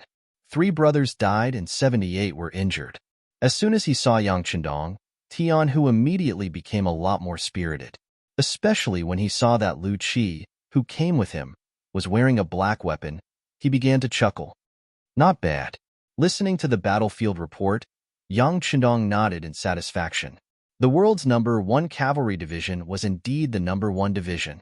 Even with 4,000 against 50,000, they were able to make the enemy not dare to move recklessly. Just based on this momentum alone, they were invincible. Of course, Yang Chendong also saw the light in Tian Hu's eyes. He smiled and patted his shoulder. "Give the 7th Army an hour to rest and then prepare to attack." "Okay." Hearing that the 6th young master was going to attack Linchin City, Tian Hu laughed out loud. With the 7th Army leading the way, it was time for the cavalry division to show off their heroism. An hour passed in the blink of an eye, following which, the various troops started to prepare for the attack. The 2 100mm mortars that came with the army were pushed to the front lines. They were adjusting the markers and aiming at the south gate of Linchin City. However, the plan didn't change quickly. Suddenly, the city gate opened and a small group of southern Ming troops appeared. "Sixth young master, we're ready. Should we fire now?" It was as if he didn't see the troops coming over. The 7th Army's commander, Tian Su, held his breath and asked. "Wait a moment." Yang Chendong looked at the diplomatic group with a face full of curiosity. What was going on? They hadn't even started fighting yet, and the other side was already backing down? Did they want to negotiate? The others were also shaken by the scene in front of them. What kind of situation was this? An army was pressing down on the border. Shouldn't it be the army that was sent? Why was it a diplomatic group? What was the enemy doing? Those who didn't understand turned their attention to Yang Chendong. They were used to listening to the 6th young master's orders. Especially when they didn't understand something, they had to listen to the 6th young master. This was because countless facts had proven that this person wouldn't make a wrong decision. However, this time, Yang Chendong was indeed confused by the situation in front of him. However, he didn't show any surprise or hesitation on the surface. Instead, he seemed to be sizing up the troops coming out of the city. In reality, he was observing and trying to figure out the other party's intentions. Without any orders, the cannons didn't fire and the troops smoothly arrived at the front lines. When the two sides were less than 300 meters apart, they stopped. Then, a middle-aged man wearing a long robe walked out of the diplomatic group. The moment he appeared, Beta Persei's eyes widened. "Young master, we seem to have seen this person before." Nonsense, of course they had seen him before. The person who came was Chen Tian, the most eloquent person in the Little South Ming dynasty. Yang Chendong had met him once before. That was when they were dealing with the heavenly resident stockades Miao Jinlong, and he played the role of a lobbyist. However, he didn't expect to appear again. Could it be that they were really here for peace talks? Yang Chendong couldn't understand. The current situation was clearly in the Little South Ming dynasty's favor. Moreover, the fate of the surrounded 1st Cavalry Division was still unknown. Even if they wanted peace talks, he should be the one to suggest it. The other party had actually appeared. What was the meaning of this? Chen Tian didn't let Yang Chendong wait for long. Soon, he led a group of people to Yang Chendong, who was in the middle of the battle formation. Then, he cupped his fists and bowed. In a very familiar manner, he said, Bugnam of Gojoseon. It's been a few years since we last met in Gaozhou. You're still as elegant as ever. Unable to understand what the other party was thinking, Yang Chendong maintained a polite smile. Mr. Chun, you've come from afar. It must be a pleasure to meet you. Come, please. He didn't show any doubt, as if he knew that Yang Chendong would come. Chun Tian's evaluation of Yang Chendong increased a little. He didn't show his emotions on his face. Under Yang Chendong's invitation, Chen Tian came to the main tent. Both parties sat down in the guest and host seats. Then, Beta Persei served the dishes and stood behind Yang Chendong. He glared fiercely at Chen Tian, as if he would draw his sword and kill him if Chen Tian dared to make any rash moves. Usually, people who were eloquent and good at talking were not timid. Otherwise, if they were so scared that they couldn't speak when they saw their opponent, it would be a big mistake. For this reason, no matter how Beta Persei looked at him, Chen Tian remained calm and composed. He slowly tasted his tea and didn't forget to nod gently, as if he was praising the taste of the tea. Yang Chendong also slowly tasted his tea. He was not in a hurry to ask the other party's purpose for coming. He believed that since Chen Tian had come, he would definitely have something to say. Yang Chendong just waited silently. Sure enough, after a quarter of an hour, Chen Tian, who had drunk 2 cups of tea in a row, put down his teacup and looked at Yang Chendong. He seemed to be interested and asked, Bugnam of Gojoseon, what do you think of the current situation? Was he showing off or testing him? Yang Chendong knew that King Guangtong's sudden choice to target the 1st Cavalry Division was indeed beyond everyone's expectations. It also broke the pre-war plan he had set before the war, so he had no choice but to take action personally. What, after taking a small advantage, you want to show off in front of me? Although he felt a bit ashamed, Yang Chendong said without changing his expression, very good. Don't you see that the 5-star army has already surrounded Linchin City?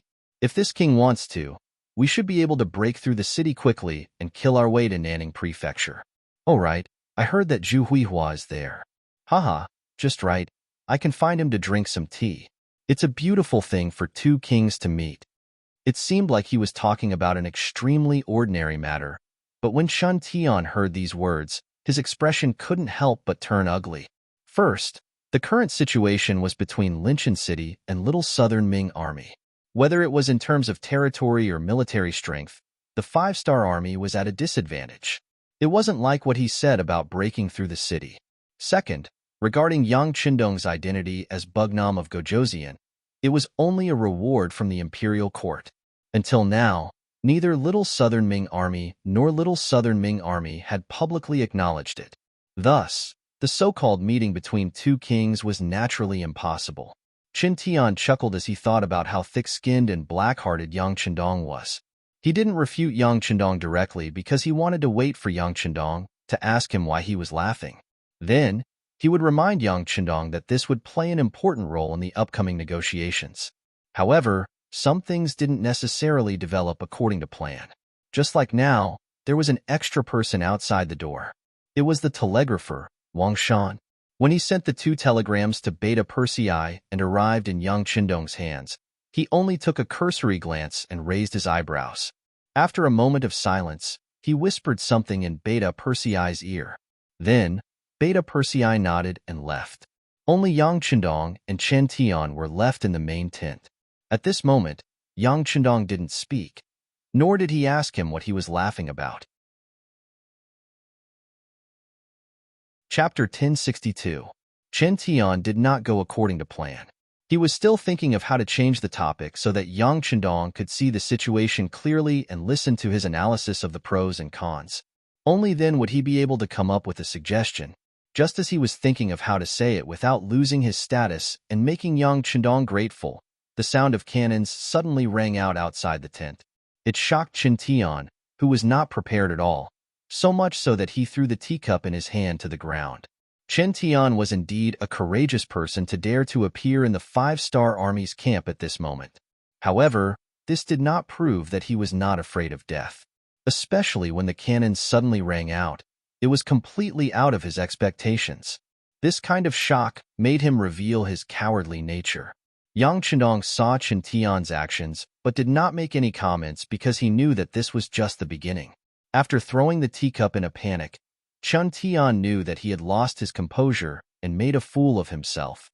However, he did not care so much at this moment. Instead, he sat up straight and anxiously asked, Bugnam of Gojoseon, what's with the cannons? Oh, nothing's wrong. They are only bombarding Linchin City. Right. Didn't this king just say that we have already surrounded the city? We've already surrounded this place.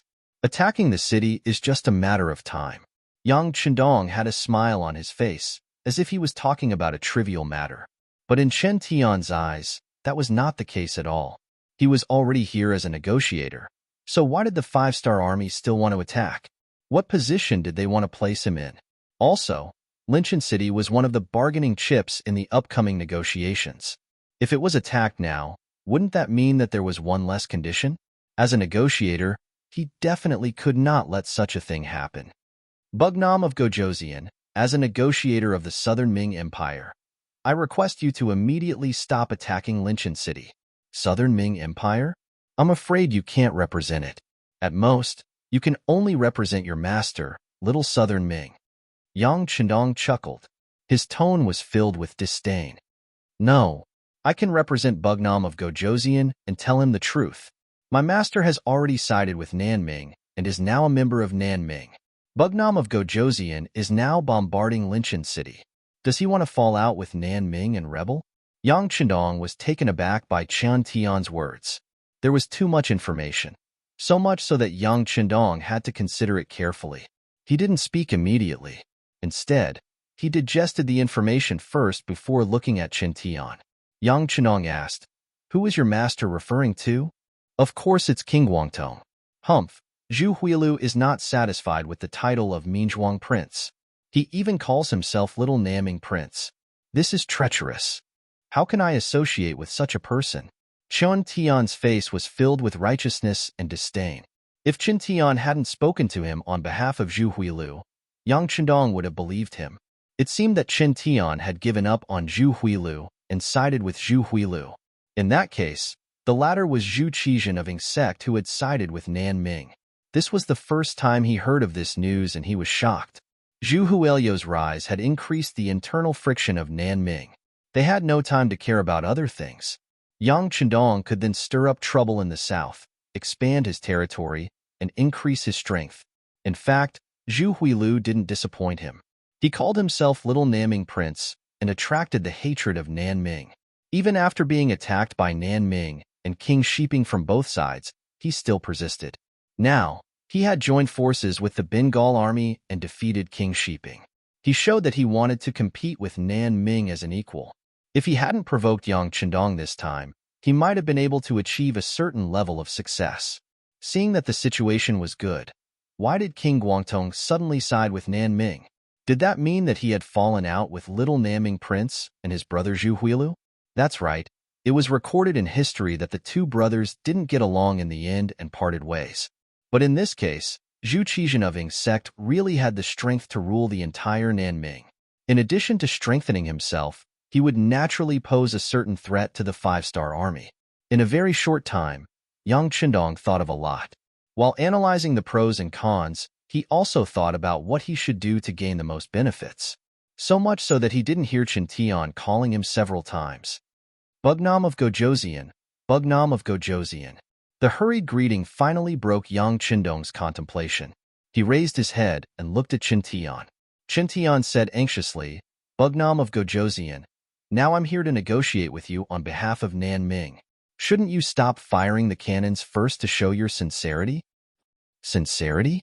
Hearing this, Yang Chendong laughed, then suddenly changed his expression and said, You still have the nerve to talk about sincerity with me? Previously, you sent troops to my Liangshan shelter for no reason, took away more than 40,000 people, and killed thousands of my soldiers. When I brought people to have a good talk with you, you directly surrounded my 1st Cavalry Division, causing them to be heavily injured and almost completely wiped out. Is this your sincerity? The situation of the 1st Cavalry Division that Yang Chendong mentioned was one of the 2 telegrams that he had just received from Wang Shan. It clearly recorded the fact that Luge's 1st Cavalry Division was only left with 3,000 people, and almost everyone was injured. It could be imagined that if it wasn't for Lu Duo and the other 2 commanders arriving in time, it was not impossible for them to be completely wiped out. How could he not take revenge for such a huge grudge? The second telegram said that the 100,000 foreign invaders had already taken down the seashore residents and had either killed or captured the 20,000 Ming soldiers there. It also said that they were rushing towards Linchin City and would listen to his orders. After receiving this news, Yang Chendong had the confidence to take revenge. With the 100,000 foreign invaders, he was confident that he could fight a few rounds with King Guangdong and determine the victor. How was it possible for him to stop at this moment? Yang Chendong suddenly became angry and scolded him for not being sincere. Qin Tian found that he had nothing to say. He, who could be unreasonable and sly, didn't know what to say at this moment. Without waiting for Qin Tian to think about what to say, Yang Chendong said, "You said that you were the envoy of the Nanming Empire. Do you think I will believe you? Who doesn't know that you were the advisor of the rebel little Nanming king Zhu Huixin? What? Now that you know the power of our 5-star army, you want to talk? Let me tell you, it's too late. Men, bring Mr. Qin away to rest. Don't disturb him." Yes. Qiu Vi, Ba Daojiang, Peng Yu and the others who were waiting outside entered the tent. They didn't give Qin Tian any chance to speak and directly brought him away. The tent quickly quieted down. Beta Persei strode to Yang Chendong's side and lowered his voice as much as possible. "Young master, if Zhu Huixin really defected to the Nanming Empire, what should we do? Are we not going to take revenge for the 1st Cavalry Division?" "Who said we're not going to take revenge?" Yang Chendong looked up at Beta Persei and asked, But if we take action against Zhu Huixin now, isn't that the same as declaring war against the Nanming Empire? Young master, have you made preparations?" Beta Persei was confused. What preparations? Who said that Zhu Huixin defected to the Nanming Empire? Do you have any concrete evidence? Yang Chendong asked. In that case, this matter is fake and Qin Tian is spouting nonsense. Beta Persei seemed to have realized something and answered, "It doesn't look like it." Unexpectedly, Yang Chendong shook his head at this moment. Although a person like Qin Tian was extremely eloquent, he wouldn't dare to make such a big lie.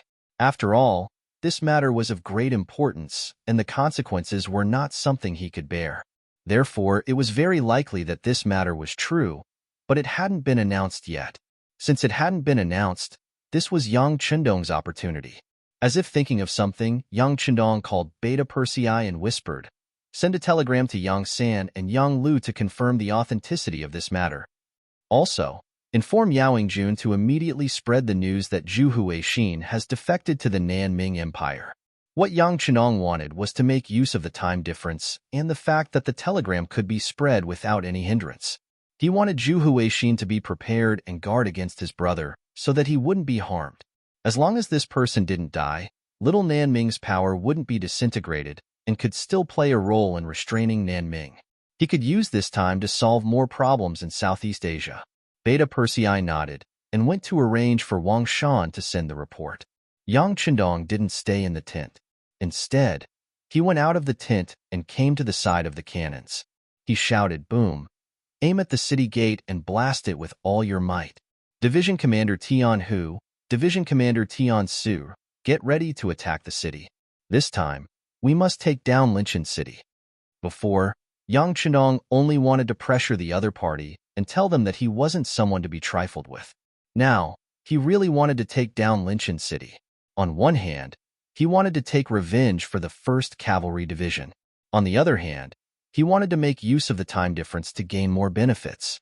After the 6th young master gave the order, the cannoneers didn't hold back and fired one after another. Very quickly, Linchin City's walls were filled with holes, and the thick city gate was completely destroyed. Using this opportunity, Division Commander Tian Hu had been waiting by the side, unsheathed his blades and led 2 regiments of the 1st Cavalry Division into the city. Behind them were thousands of soldiers from the 7th Army.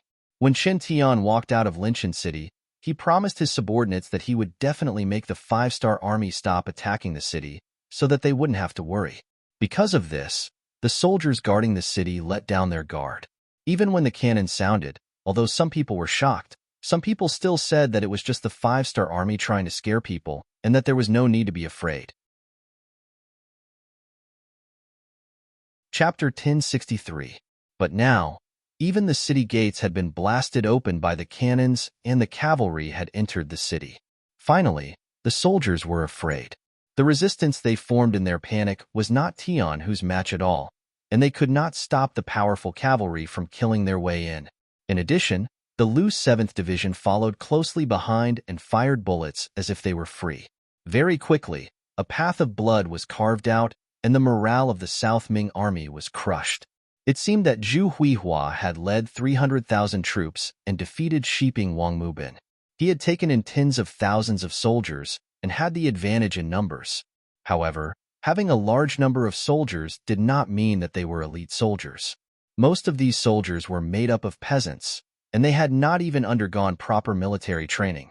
It was still possible to rely on them to fight a smooth battle, but if they were to fight a fierce battle, they would not be a match at all. Once the fighting spirit was in chaos, it would be like monkeys scattering when the tree falls, and all of them would run away.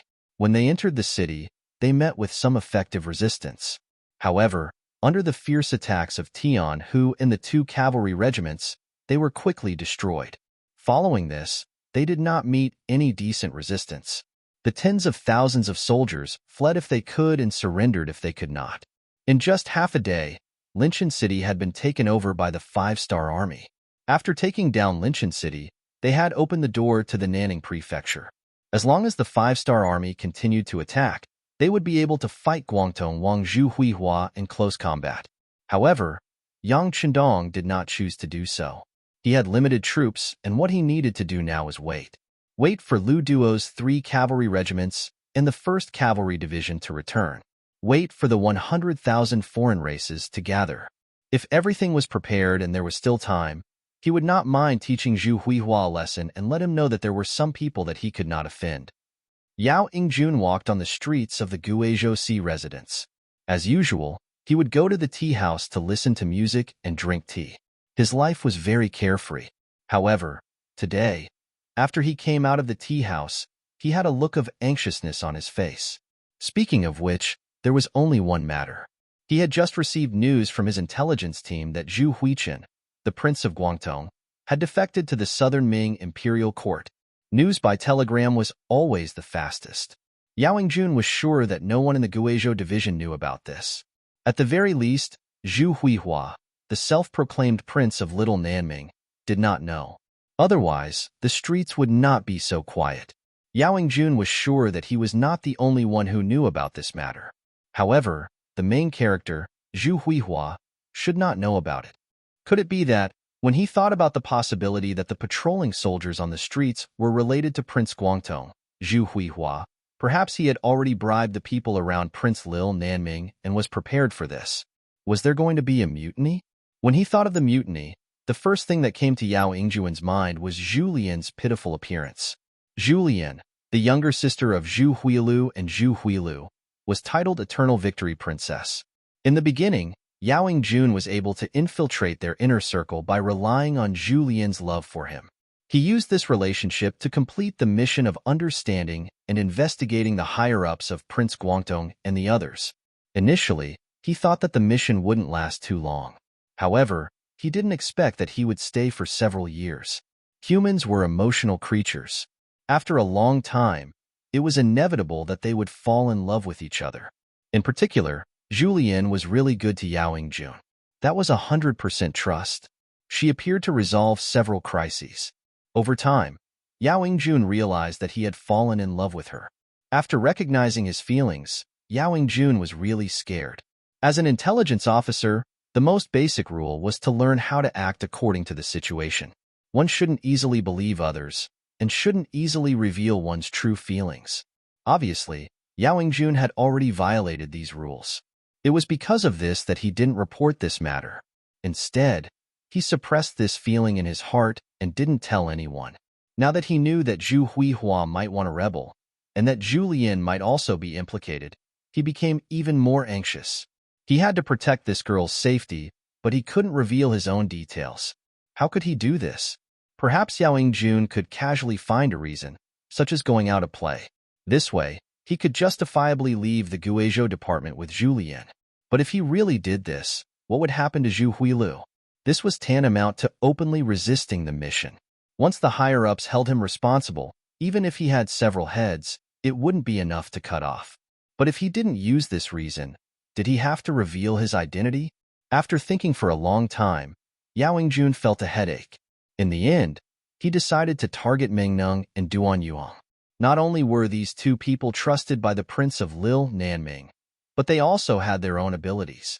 For example, Duan Yuhong, who was known for his strange skills, and Ming Neng, who was known for his bravery, could be compared to Chen Tian, who was known for his eloquence, or even better.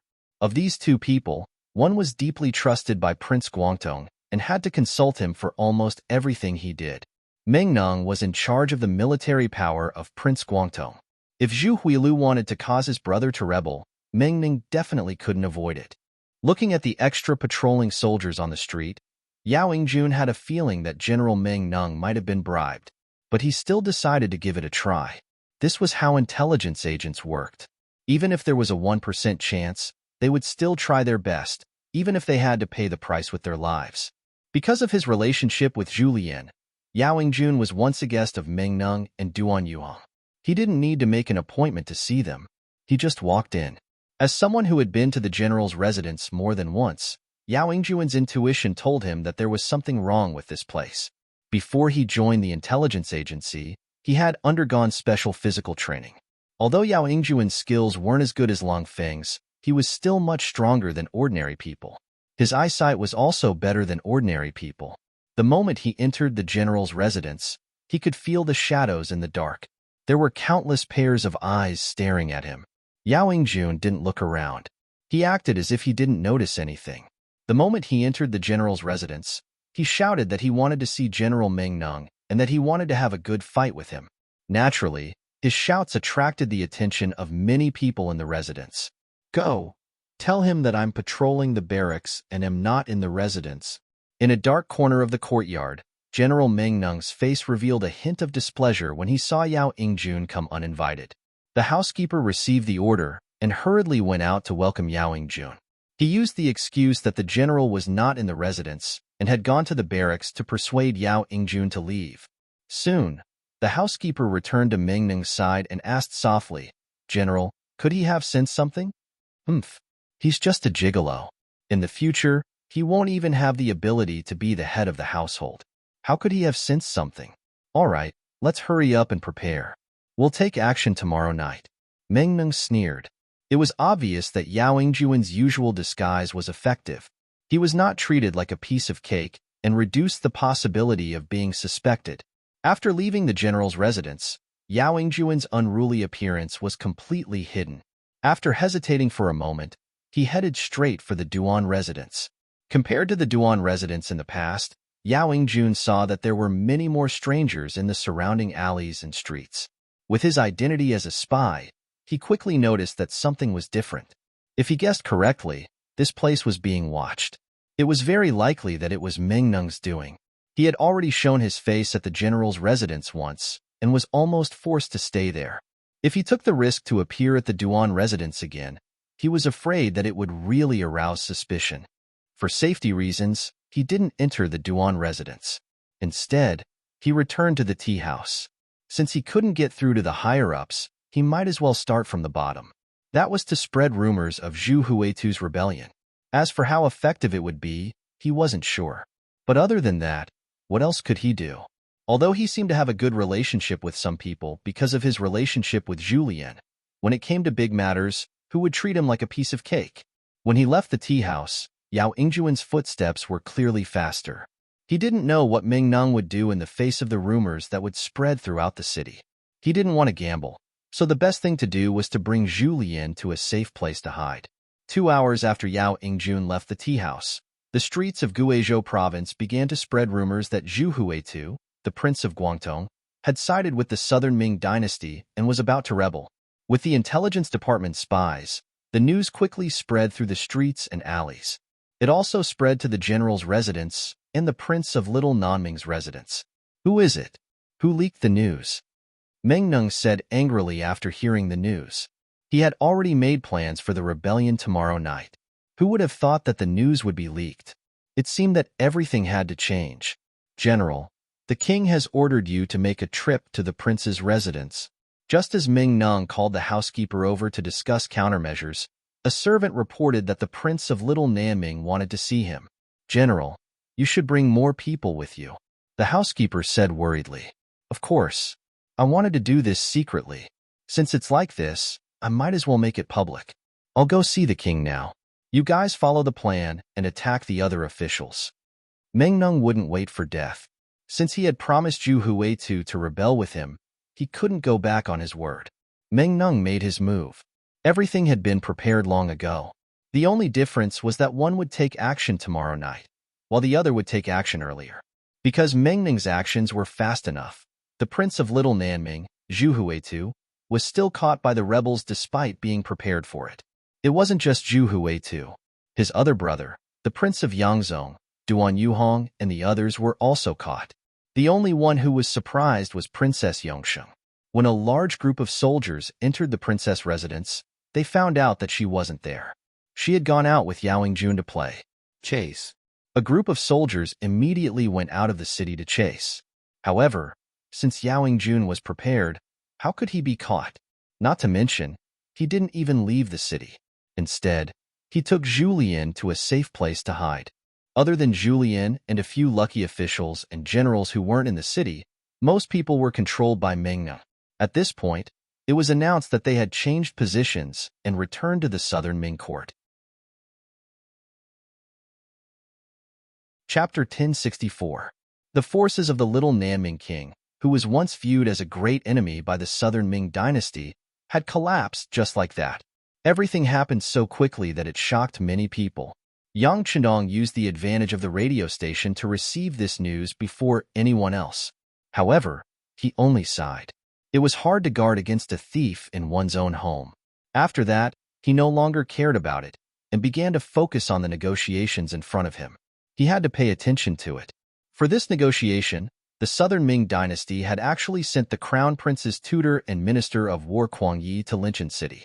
It was said that the diplomatic group was less than 30 li away and would arrive before nightfall. Young Master, Division Commander Lu Zhua and Lu Zhuatuan have returned. Beta Persei softly walked to Yang Chendong's side. Where is the foreign allied army? Yang Chendong asked as he nodded slightly. They should be able to reach Linchin City by tomorrow afternoon, Beta Persei estimated and replied. Beta Persei, do you think the foreign allied army is reliable? Due to what happened in the Guizhou division, Yang Chendong couldn't help but be suspicious. From the current situation, the rise of the five-star army was inevitable. It would be extremely difficult for others to defeat them. However, if something similar happened in the Guizhou division, it would be hard to say. Since there was a precedent, they had to be careful. This, young master, do you have any ideas? Beta Persei couldn't answer, but his habit told him that since he asked such a question, the young master must have a solution. How about this in the future? If the foreign allied army soldiers perform meritorious deeds, they will be directly promoted to the reserve division. This way, if the cold front lacks soldiers, they won't have to re-evaluate them and can directly choose from the reserve division. Yang Chendong hesitated for a moment before speaking in an extremely confident tone. They had a reserve division before, but as the cold front continued to expand, they didn't have enough soldiers and had to temporarily withdraw this division. Now that a large number of non-humankind youngsters had joined the army, it was time for the army to recover. Okay, I'll do it right away. After understanding Yang Chendong's meaning, Beta Persei nodded heavily. He used to be the commander of a logistics division, which was equivalent to a concentration of soldiers. Therefore, he was quite experienced in this aspect. As for the selection of the division commander, the military department would decide on it, and the political department would review it. If there were no problems, it would be reported to the young master. Using people as a mirror, one can understand gains and losses. Using history as a mirror, one can understand the rise and fall of a nation. Since Yang Chendong knew where the others lost, he naturally wouldn't allow the same problem to happen to himself. That night, the north gate of Linchin City opened. Beta Persei, Tian Hu, Tian Su, and the others welcomed the Southern Ming special envoy into the city. In the back hall of the Yamen, Yang Chendong ordered people to prepare good wine and dishes for Kuang Yi. Speaking of Kuang Yi, Yang Chendong wasn't unfamiliar with him. Especially when they first met, this person's reputation and influence were above his. Only a few years had passed, and now the status of the two of them had undergone earth-shattering changes. Although Kuang Yi had also taken a small step forward, going from a second-rank official to a lower first-rank official, compared to Yang Chendong who had a different surname, the difference was not small. When they first met, Kuang Yi had no choice but to bow and say, "Special Envoy Kuang Yi greets Bugnam of Gojoseon. Haha, Minister Kuang, there's no need for such formalities between us. Come, have a seat." Yang Chendong chuckled. Yang Chendong's enthusiasm was the true reason why Zhu Qizhen had sent Kuang Yi. He wanted to use this friendship to play the emotional card. After the two sides sat down, Yang Chendong asked about Guaning while urging them to drink. Back then, Guaning was only a fifth-rank official. However, it was said that he had become a great general of the Southern Ming Empire and was promoted to a second-rank general. Moreover, he was trusted by Zhu Qizhen. Kuang Yi naturally didn't hide anything from him. Not only did he talk about Guanying's current situation, he also said that Guaning missed Bugnam of Gojoseon a lot. If he wasn't on official business, he would have also come to visit. The atmosphere at the beginning of the banquet was good. The two sides only talked about old times and didn't talk about official matters. However, after 3 rounds of wine, the banquet ended and tea was served. The two people's expressions couldn't help but become more serious. In the end, it was Kuang Yi who couldn't help but speak first. "Bugnam of Gojoseon, Guangdong King Zhu Huixin has already surrendered to Emperor Ingzong. The era of the Southern Ming Empire will be gone forever. What do you think? Emperor Ingzong has made a good move. This king is impressed." Yang Chendong said with a fake smile. "Yes, my king is wise. The existence of the Southern Ming Empire has caused the commoners to lose their homes. Who knows how many people have lost their homes because of it? They indeed deserve to die." Kuang Yi also said with a look of admiration. As he spoke, he observed Yang Chendong as if he wanted him to express his admiration. Unfortunately, Yang Chendong's expression was normal. However, in Kuang Yi's eyes, he felt that this was very normal. Compared to the matter of Zhu Qizhen wiping out the little South Ming imperial court, what Yang Chendong and the 5-star army did was a huge matter. If one had to compare, the former was just a small fight in one's own garden. However, Yang Chendong had already displayed his fists and kicks outside, showing the might of the Han Empire. However, the 5-star army's strength was a bit too strong. They were so strong that their achievements had already shocked the emperor. Some people even said in private that if the 5-star army turned around one day, neither Bai Ming nor the Southern Ming Empire would be able to stop them. Unless the Great Ming Empire was reunited, they would be able to suppress the 5-star army. Of course, some people thought that they were smart. If one didn't understand the 5-star army, they wouldn't know how strong they were. If one hadn't truly fought with them, they wouldn't know how terrifying their battle strength was. It was a pity that some people could only see the small piece of land in front of them, but they always emphasized how high their vision was. It was laughable just thinking about it. Kuang Yi naturally wasn't a short-sighted person. He had already seen how powerful Yang Chendong was a few years ago. However, he didn't think that this person would develop so quickly.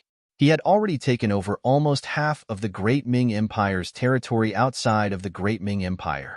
It was also because of this that he strongly advocated for quickly destroying the Southern Ming Empire and unifying the Southern Ming Empire first. Then, he would see if there was an opportunity to swallow Bai Ming. Only then would the Great Ming Empire be united and be able to work together to resist a powerful enemy. Of course, Kuang Yi wouldn't say these thoughts to Yang Chendong. At this time, he only said that the emperor was wise and wanted to unify the Southern Ming Empire first. In fact, there were some things that Yang Chendong could guess even if Kuang Yi didn't say it. Seeing Kuang Yi first flatter the emperor's brilliance and then bemoan the state of the universe and pity the fate of mankind as he spoke of the suffering of the common people, he chuckled and said, So it seems that the emperor and minister Kuang place great importance on the quality of life of the common people. Then, I wonder how the lives of the common people in the southern Ming dynasty have changed compared to before? Or rather, after the southern Ming Empire's power was returned to the imperial court, what kind of preferential treatment did you give the common people? Yang Qindong asked with the common people as the topic. He wouldn't forget that in the future, there were people who said that foreigners had a higher status than ordinary officials in the country. Because of this, they didn't have to abide by the laws of the country. Once something happened, they would put pressure on the embassy and use their bad international reputation as an excuse to show their nobility. It was because of this that Yang Qindong intentionally raised the status of Han people. He wanted the entire world to form a habit from this moment onwards, a habit that the Han people were high above and inviolable. Yang Qindong could do what he said because Yang Shi started from scratch and instilled the idea of the supremacy of the Han people. The southern Ming Empire couldn't do it. Or rather, the entire Great Ming Empire couldn't do it. The Great Ming Empire was like the feudal dynasties of the past. It was born in troubled times and paid attention to the inheritance of a family. It paid attention to the rule of the world through literature. This was why the status of the scholars in the Great Ming Empire was constantly rising. Thinking about it carefully, why were the scholars and officials so high in status? Wasn't it because they stepped on others to get to where they were? For example, the merchants, soldiers, and most importantly, the common people under their feet. For a country full of Han people, it wasn't realistic to talk about raising the status of the common people. It wasn't like Yang Xie, who conquered all kinds of places and placed Han people in them to show their high status. As the saying goes, without comparison, there is no hierarchy.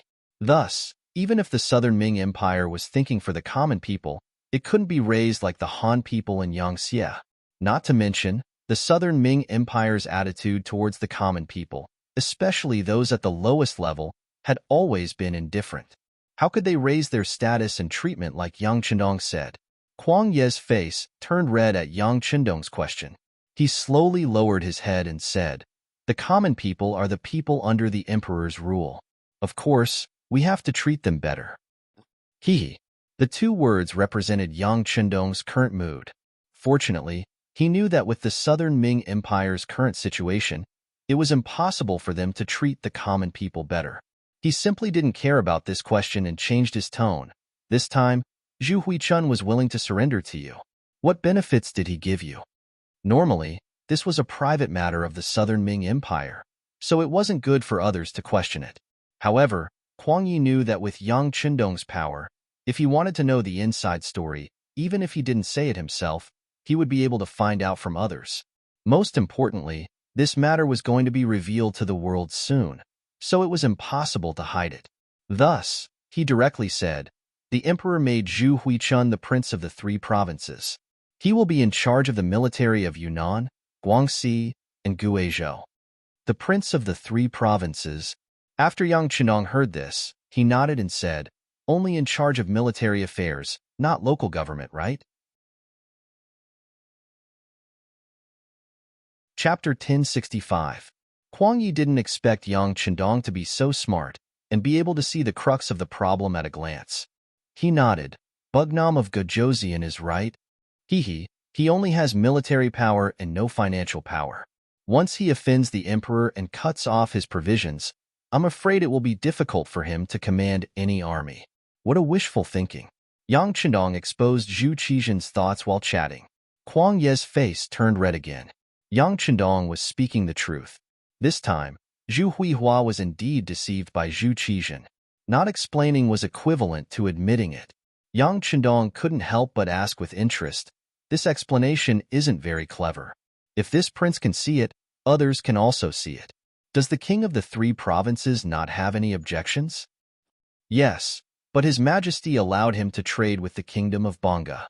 Apart from handing over 30% of the profits to the imperial court, he could keep the rest for himself." Kuang Yi didn't hide any deep secrets either, so he spoke with a straight face. "Trade with the Bengal army?" Yang Qindong was a little surprised, but after thinking about it, he understood. Zhu Huihua had replaced his elder brother Zhu Huihua's position. If he still controlled the military and political power of the 3 provinces, It would be no different from the previous little southern Ming. This was something that Zhu Qizhen couldn't tolerate. It was because of this that both sides took a step back. One side wanted military power, while the other side wanted administrative and financial power. This was equivalent to each side taking what they needed. He sighed in his heart. It was a good plan. However, there was a prerequisite for all of this. For example, whether he agreed, whether Yang Xia agreed, and whether the five-star army agreed. The three provinces were close to the Yunnan province. If they didn't deal with Yang Chendong, there wouldn't be peaceful days here. Needless to say, the southern Ming Empire's food and the goods that the three provincial kings would trade with would have to rely on Yang Chendong. This was the main reason why they had sent Qintian and Kuang Yi to negotiate. Finally knowing the truth, Yang Chendong was no longer anxious. Now that it was someone else who needed his help, he could take his time to think about it. Therefore, he didn't take the initiative to ask questions and instead allowed Kuang Yi to speak. After seeing that Yang Chendong didn't have anything to ask, Kuang Yi opened his mouth as expected. The first thing that came out of his mouth was His Majesty's words, as if everything was His Majesty's will and he was just a messenger. If Yang Chendong had any opinions or questions, he would be responsible for conveying them, but he couldn't make the decision. It was no wonder that Kuang Yi was so careful. It was said that a weak country had no diplomacy. Besides, Yang Chendong was completely different from the one he met a few years ago. Now that the southern Ming dynasty had a favor to ask of them, how could they not speak some soft words? Bugnam of Gojoseon, His Majesty said that as long as you agree to this decision, our southern Ming Empire will publicly recognize your title as Bugnam of Gojoseon. This is a king with a different surname. Other than a few people who were conferred the title when Taizu was still alive, only King Shiping is left. This honor is so great and so high. Bugnam of Gojoseon, His Majesty also said that the Liangshan shelter is allowed to exist.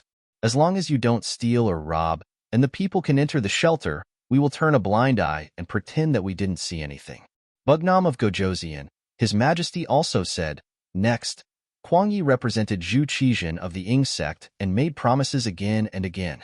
Yang Chendong became a listener, but he just sat there and didn't say anything. After about half an hour, everything that needed to be said was said. Kuang Yi looked at Yang Chendong and asked in a low voice, Bugnam of Gojoseon, what do you think? This wasn't the first time he said this. It was enough to prove that Yang Chendong's position in Kuang Ye's heart was very important and high. However, Yang Chendong still didn't say anything, as if he was asleep. Under Kuang Ye's continuous questioning, Yang Chendong raised his head as if he had just woken up from a dream and said, this is far from enough. I'm afraid that Minister Chung still doesn't know that 2 or 3 days ago, the 5-star Army's 1st Cavalry Division was surrounded by Zhu Huilu, who killed many of our soldiers. If we don't take revenge, how can we convince the public? But at that time, the 3 provincial kings hadn't become part of the southern Ming Empire. Now, he's already one of His Majesty's people.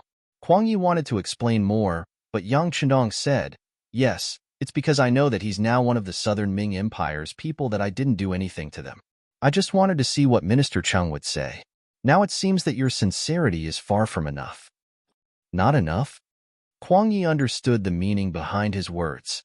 It wasn't that he couldn't, but that it wasn't enough. That meant that there was still room for discussion. He asked curiously, but does King Nanwu have any other requests? You can make the decision?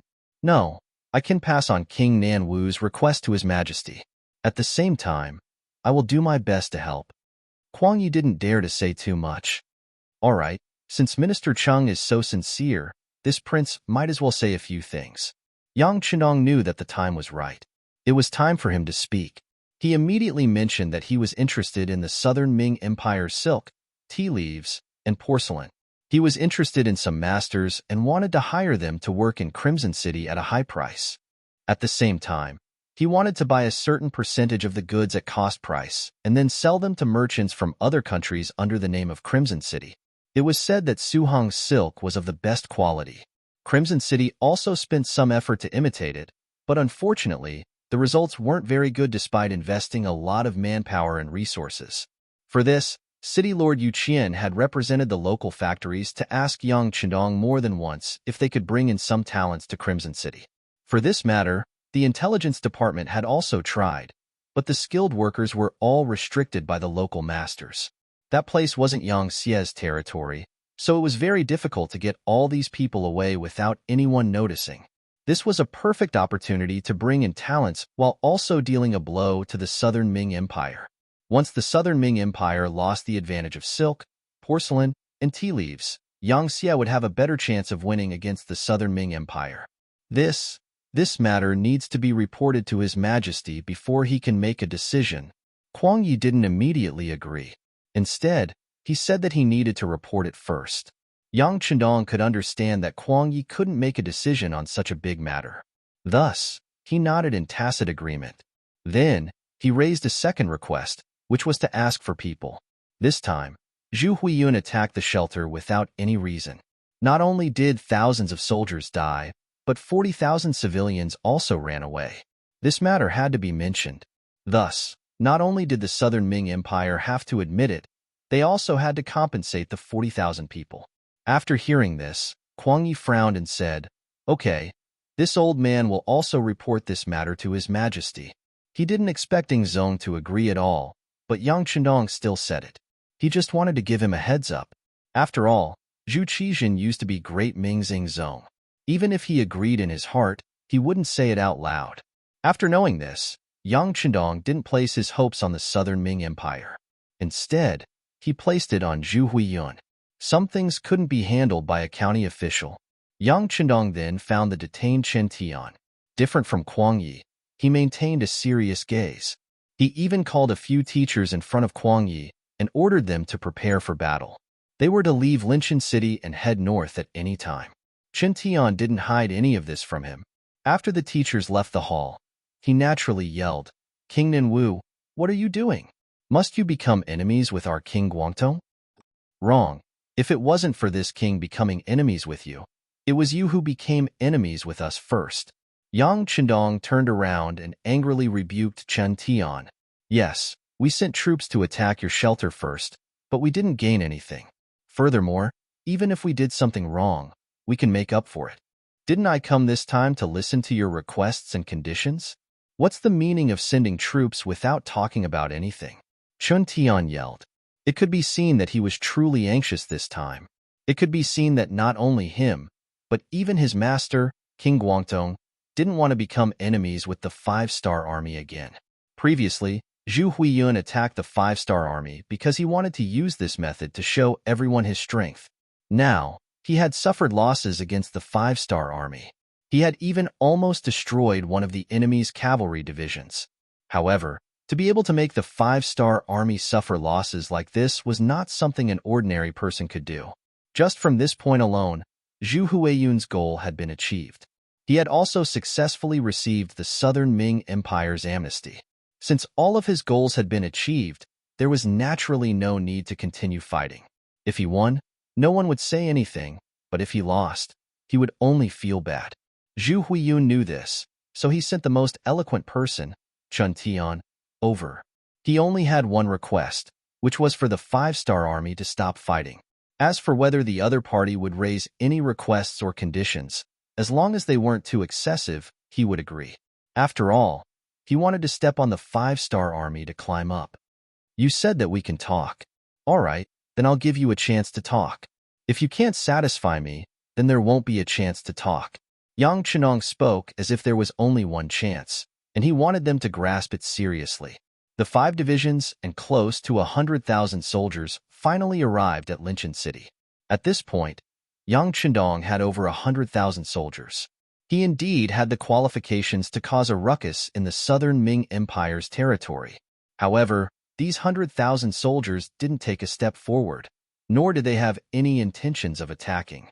This was all because the negotiations were going smoothly. Chen Tian was very tactful.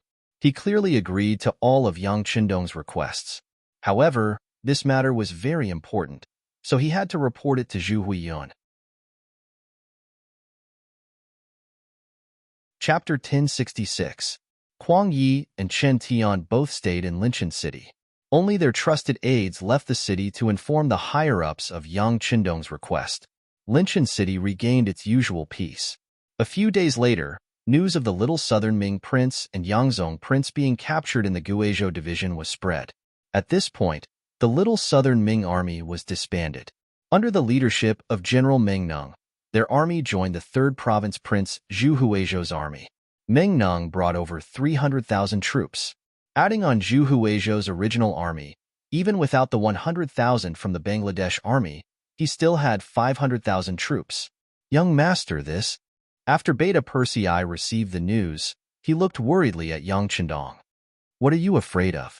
500,000 isn't a small number, but with 3 provinces, how many troops do you think he can transfer to Linchin City? Or how many troops would he need to deal with us? After Yang Chandong asked 2 questions in a row, he smiled and patted Beta Persei's shoulder. Don't worry, the plan won't change. Yang Chandong was indeed full of confidence. He predicted that Zhu Huizhou wouldn't make an enemy out of the 5-star army. After all, the time to prove his strength had passed. Now that he had been recruited as the 3rd province prince, there was no need to create more problems. If they really fought, Zhu Huizhou didn't have the confidence to win.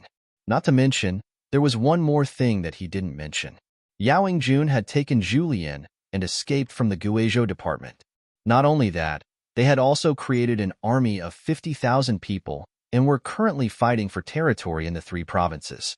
Speaking of which, this was out of Yang Chandong's expectations. Yao Yingjun was a chess piece he placed in the little southern Ming prince's faction. Now that this faction was destroyed, he had completed his mission. Yao Yingjun thought the same. He even wanted to bring Princess Yingjun out and find a safe place in Yangxie so that she could live the rest of her life without worries. Who would have thought that at this time, a woman would actually show that she was not inferior to men?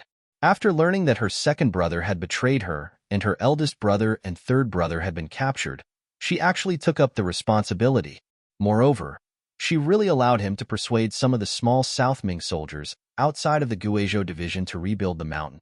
When this matter was reported to Yang Chandong through the intelligence network, he was also surprised for a while. Thinking about it, this was a good thing. He didn't have to pay a price to make his opponent restless, so why not? Yang Chandong agreed and sent someone to inform Yao Yingjun that if things did not go well, he could still bring Princess Yongxing to the Langshan shelter. At the same time, he also told him that if he needed financial support, he could ask. With all of this, Yang Chandong was sure that Zhu Huizhou, who seemed to be very powerful, would not make an enemy out of the 5-star army.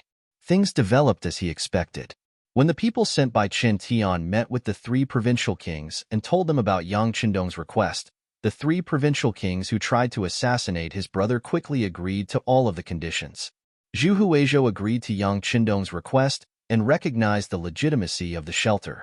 As long as any Han citizen went there, regardless of their status, they wouldn't pursue the matter. Not only that, every year, he would provide 200,000 Han citizens to the shelter as compensation for attacking the 5-star army. In exchange, Crimson City's goods could be provided to Zhu Huihua at the same price as other merchants. Originally, Yang Chandong wanted to provide 500,000 people a year, but Chen Tian refused. In his words, 200,000 was already a lot.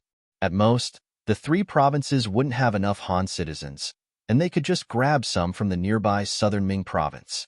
However, 500,000 a year, they wouldn't be able to catch that many. Actually, 200,000 a year was already enough to satisfy Yang Chandong. Originally, he was just asking for an exorbitant price, waiting for the other party to bargain. Giving 30 to 50,000 people a year was already what he had expected. Now, 200,000 a year was already a pleasant surprise. Not long after, the southern Ming Emperor Zhu Qizhen also agreed. After discussing with the court officials, they finally agreed to sell the silk, tea leaves, and porcelain to the 5-star army. This was something that couldn't be helped.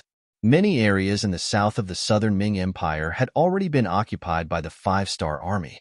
If they didn't agree, they wouldn't be able to sell these things for money. As for those skilled workers, since when did the great Ming Empire value craftsmen? If they were gone, they could just nurture them again. Thus, they all agreed. The negotiations with the 2 sides went very smoothly, reaching Yang Chandong's expectations. After the negotiations were completed, Yang Chandong knew that he had to leave this place. Even Linchin City and Siming residents had to be given up. These were the bargaining chips in the negotiations. Retreat. Since he had achieved his goal, Yang Chendong gave the order to retreat. Hundreds of thousands of five-star army escorted the 40,000 prisoners out of Linchin City. At this time, the battle ended and everything returned to normal. However, any smart person could tell that this wasn't the end. Once the two sides started fighting again, they wouldn't stop until one side was dead. The five-star army finally retreated, leaving behind Linchin City and Siming residents. At the same time, Zhu Huiying also left behind two opponents, Everlasting Victory Princess and Sheeping King's army. Everlasting Victory Princess didn't need to be mentioned. When Zhu Huiying made his move, he didn't plan to let this sister go. As for Sheeping King, he was originally the king of Yunnan. Now that the three provincial kings wanted to replace him, how could he agree? Of course, he had to find some trouble. Zhu Qizhen didn't think highly of the three provincial kings, but he had to agree to reduce internal friction.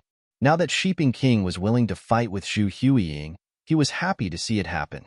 He didn't say anything and just let them fight. After Yang Chendong left southern Ming's territory, he didn't pay attention to it anymore. Yang Xie's territory was so big that there were too many things for him to worry about. For example, there was a piece of information in front of him about the Biming army. The telegram was sent by the commander of the First Army, Tiger's Man. It only said one thing. The Biming army had a 50,000-man cavalry. They were all soldiers from the Liaodong region and were nicknamed the Liaodong Iron Cavalry. Under the leadership of General Fang Dingshan, they were training in the grasslands. They constantly clashed with the small Mongolian tribes and sometimes provoked Yesen and Wala. They won and lost. According to Tiger's Man's telegram, the 50,000-man Liaodong Iron Cavalry followed the policy of training soldiers through battles. Fang Dingshan used to be the commander of Zhu Qiyu's imperial bodyguards. He was quite trusted and was given a lot of freedom on this expedition. Since their appearance, the Biming army's banner became famous in the grasslands and had a certain amount of influence. They're all restless people. Yang Chendong sighed and then looked at another telegram. It was sent by the Internal Intelligence Department of the Japanese Empire. The internal strife there had already begun, and some places had already broken out of the control of the emperor and the great general's office. In other words, it wouldn't be long before the Japanese Empire's affairs had to be resolved. Thinking about Princess Junko, who had returned more than a year ago, Yang Chendong looked in the direction of the Japanese Empire and said to himself, "Don't let anything happen to you. Otherwise, a lot of people will be buried with you." January 1457 AD. Yang Chendong returned to Chichen City and prepared to spend the new year here. At the same time, he accompanied his wife, Hu Yin, to wait for her delivery. On the 7th day of the second lunar month, on this seemingly ordinary day, a baby boy was born. When Yang Chendong was 20 years old, he finally had his first son, named Yangbo Bugnam of Gojoseon finally had a son, and there was someone to inherit the family name. Naturally, it was a great day for the entire Yangxia. Chichen City was immediately decorated, and it was even more lively than the new year. The various provinces and regions under the Yang faction also sent representatives to the city with gifts to celebrate and express their joy. Good things come in pairs. On the third day after Yangbo was born, King Abu Burkle of the Great F country announced his surrender in Cotton Orchid Island. After more than half a year of siege, the city was already in chaos. Originally, Abu Burkle wanted to continue supporting because he still had soldiers and food in his hands. However, the people had already had enough of these days of fear.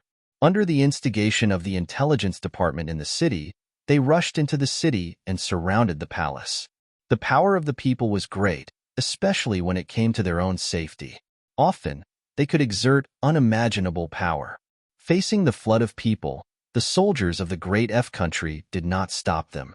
In the end, Abu Burkle was captured. The city gate was opened, and he was sent to the cold front navy that surrounded the city. With the capture of Abu Burkle, the fall of the Great F country was announced, and the entire Luzon Island was unified. At this point, the Great F country and the original Sulu country were all under Yang Xie's control. Yang Xie also gained more than 6 million people, and its strength increased by a large margin. In more than a year, Siam and the Great F country were divided. With more than 10 million people, Yang Xie's strength was evident. However, this time, Yang Chendong only moved the 6 million people in Siam's current Thai province. Half of the 3 million people were moved to other provinces. The 6 million people in Luzon Island were not moved. They were reserved for the next move to the Japanese Empire. At that time, 5 million people would be sent to the Japanese Empire. Yes, Yang Chendong had raised his butcher's knife. The next target of his plan was the Japanese Empire. The reason why he said it was a plan was because Yang Chendong could not guarantee that there would not be other accidents. For example, the sudden appearance of the 50,000 Liaodong Iron Cavalry in Ming was an accident. According to the report of the new army commander, Tiger's Mane, this Iron Cavalry was very arrogant on the grassland. Not only did they have the opportunity to clash with the Walla Iron Cavalry, but they also occasionally encountered caravans that traded with the first city. Although they could not kill and rob, they still had to pay for the passage. Chapter 1067. Perhaps it was because the Liaodong Iron Cavalry was short of money, or perhaps they didn't want to provoke a powerful existence like the 5-star army right away. But even if they didn't kill anyone, they just wanted money, which made some caravans that cooperated with the first city suffer. During this time, many merchants came to the door and complained to Tiger's Man. According to them, they would rather give the money to the 5-star army than to the Liaodong Iron Cavalry. The appearance of the Liaodong Iron Cavalry greatly changed many people's view of Ming. Is this still the army of the great Ming dynasty? Why are they so barbaric? How are they different from the bandits on the grassland? Are they still the grass-eating Han Chinese?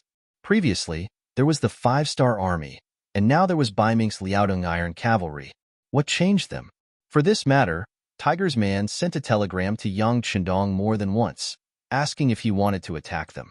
After all, one mountain couldn't accommodate 2 tigers. It was enough to have the 5-star army on the grassland. Yang Chendong suppressed Tiger's Man's intention to attack. He now had a target to conquer, the Japanese Empire. This was a country with a population of more than 10 million people. If he wanted to conquer them, the preparation work must be very thorough. The people of the Japanese Empire were very fertile. This could be seen from their names, such as Dairo, Ero, Saburo. There were even 7 and 8 Dairo. This might have something to do with the environment they lived in and their development over the years. It was very easy for each region to be independent. Sometimes, even 2 counties that were very close to each other would see each other as fire and water and would fight with each other. At that time, whoever had more people would often have the advantage. For a country with such a large population, Yang Chendong must be well prepared. He couldn't afford to be distracted. Not to mention that in his heart, it was difficult to divide the world into 2 for a long time, and the tripartite balance was the most stable. The existence of Ming, Southern Ming, and himself was the tripartite balance, which could ensure that any side would have to be wary of the other side when they attacked. While rejecting Tiger's Man's idea of attacking on the grassland, he also asked him to prepare the new army that had been formed for a year to be transferred to North Korea. In addition to preparing for an attack on the Japanese Empire, Yang Chendong also called the city lord Yu Qian and other important people in the palace to discuss the introduction of paper money. The introduction of paper money was not Yang Chendong's creation. At the beginning of the Ming dynasty, Zhu Yuanzhang implemented the paper money policy and issued the Ming dynasty's precious banknotes and copper coins. However, the Great Ming dynasty's banknotes did not have a limit and there was no reserve, which quickly led to inflation. Now, the Great Ming dynasty's banknotes were restricted in the market. Although they were still circulating, their purchasing power was very limited, especially after the sudden rise of Yang Chendong, regardless of whether it was the Northern Ming or the Southern Ming. In order to achieve their goals, they vigorously printed the Great Ming banknote, which directly caused the market to become chaotic. At the same time, this item depreciated even more, and there were very few people who recognized it. With this example, Yang Chendong obviously wouldn't let the same mistake happen to him. This time, not only did he want the paper money to be successful, but it also had to be strong for a long time. For this, he ordered people to vigorously develop the gold mines found on the island of Dafei as reserves. He was preparing to introduce the paper money into the market. First, it has to be anti-counterfeiting. Second, it has to be advertised properly. Third, and most important, is that it can't be casually published. The amount of reserves can only be printed to achieve the same value as gold and silver, Yang Chenong said to City Lord Yu Qian and the people in charge of the Yang family's bank with a serious expression. After all, the circulation of gold and silver was a bit too costly. In the long run, the people who would suffer losses would be the country and the people. It could be said that the paper money was a very necessary thing. After handing over the issue of the paper money to professionals, Yang Chendong started to mobilize the troops. This time, he was preparing to deal with the Japanese Empire. He was preparing to bring 150,000 soldiers. This could be said to be the largest number of soldiers he had ever brought. Among them, the 1st Cavalry Division was already making preparations to be mobilized. There was also the 1st Cavalry Division that must be brought along. This was a very elite force. With them, many things would be done with half the effort. Then there was the C4th Division, the C5th Division, the 1st Reserve Division, the 1st Division, the 2nd Division, and the 3rd Division. In total, there were close to 150,000 people. Not only were the troops ready to assemble in North Korea, Yang Chenong was also preparing 6 million people to go to the Japanese Empire. For example, Luzon Island had to prepare 5 million people, and even the provinces and regions had to prepare 1 million people. This was the preparation to uproot the entire country. At the same time, Yang Chendong took the opportunity to inspect some of the important industries in Chichen City. Yang Chendong paid special attention to the munitions factory. 2 years ago, he had brought out a Type 99 tank from the warehouse and placed it in the factory. Now that so much time had passed, he wanted to know how the imitation work was going. Imitation was one of Yang Xie's main policies for industrial development. First, there would be a finished product and a method. Then, he would try to learn how to do it. Only then would he be able to walk his own path. It was just like how many products and firearms were made. The Han people, who had 5,000 years of history, had never lacked intelligent people. However, this time, Yang Chendong was somewhat disappointed. There was simply too much information and knowledge involved in the creation of a tank. Even though there was already a finished product in front of everyone, they had never seen how it was used. Under the circumstances of how it was used, there was no way to imitate it even if they wanted to. Therefore, this time, Yang Chendong came to the munitions factory to demonstrate how to use the tank. Clear the area. Except for the necessary relevant researchers and the main leaders of the munitions factory, everyone else was cleared out of the area. Then, Yang Chendong walked into the big iron tool with a tank hat on his head. Under everyone's gaze, the tank that was filled with fuel started moving. With a roar, it walked out of the secret workshop and appeared in the empty field. This scene was too much of a shock to everyone. The roaring sound had already frightened everyone. When they saw that this thing could already move under the control of a single person, everyone present widened their eyes and looked like they had been shocked silly. Then, an even more shocking scene appeared. After the tank arrived at the field, it first moved quickly and skillfully turned. Along the way, it knocked down many obstacles that had been prepared beforehand. Then, it stood still and fired at an area that had been marked out long ago. In the roar of the explosion, the target area a few miles away was hit, and smoke rose from it. Plop! This eye-popping scene attracted everyone present to kneel. Even the city lord Yu Qian, who accompanied Yang Chendong to watch, and Yang Heir, who had been following Yang Chendong for many years and had long been accustomed to various miracles, also knelt on the ground. Yang Chendong was very powerful. He was once called the Lord God, as if he was a god that had descended to earth. But even if they were fully prepared, the moment they saw the shell fired, everyone was still shocked and knelt on the ground. They didn't dare to imagine. If this iron tool were to be used on a large scale, once it appeared on the battlefield, who would have the ability to stop it? They were afraid that when the time came, it would only be a rush, and the thousands of soldiers and horses would be scared silly and scattered. When everyone knelt on the ground, the tank extinguished the fire and stopped.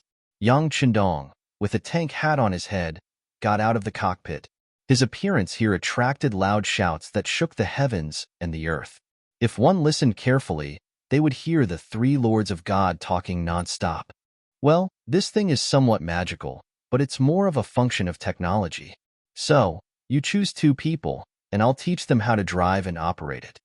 When Yang Chendong's voice resounded in the training ground, For these two places, the people below could be said to be red in the face and ears. They all wanted to feel the power of this iron tool, and they all wanted to be in close contact with the divine object. For a full 10 days, except for going back to the palace to visit his son and daughter at night, Yang Chenong stayed in the training ground most of the time, and this place had been taken over by Long Wei. No one was allowed to approach without orders, or they had the right to act first and report later. It was precisely because they had seen the power of the tank that Long Wei believed that any level of defense was appropriate. In 10 days, the two disciples taught by Yang Chendong had barely finished their apprenticeship. Next, they could only rely on continuous practice to reach the level of familiarity.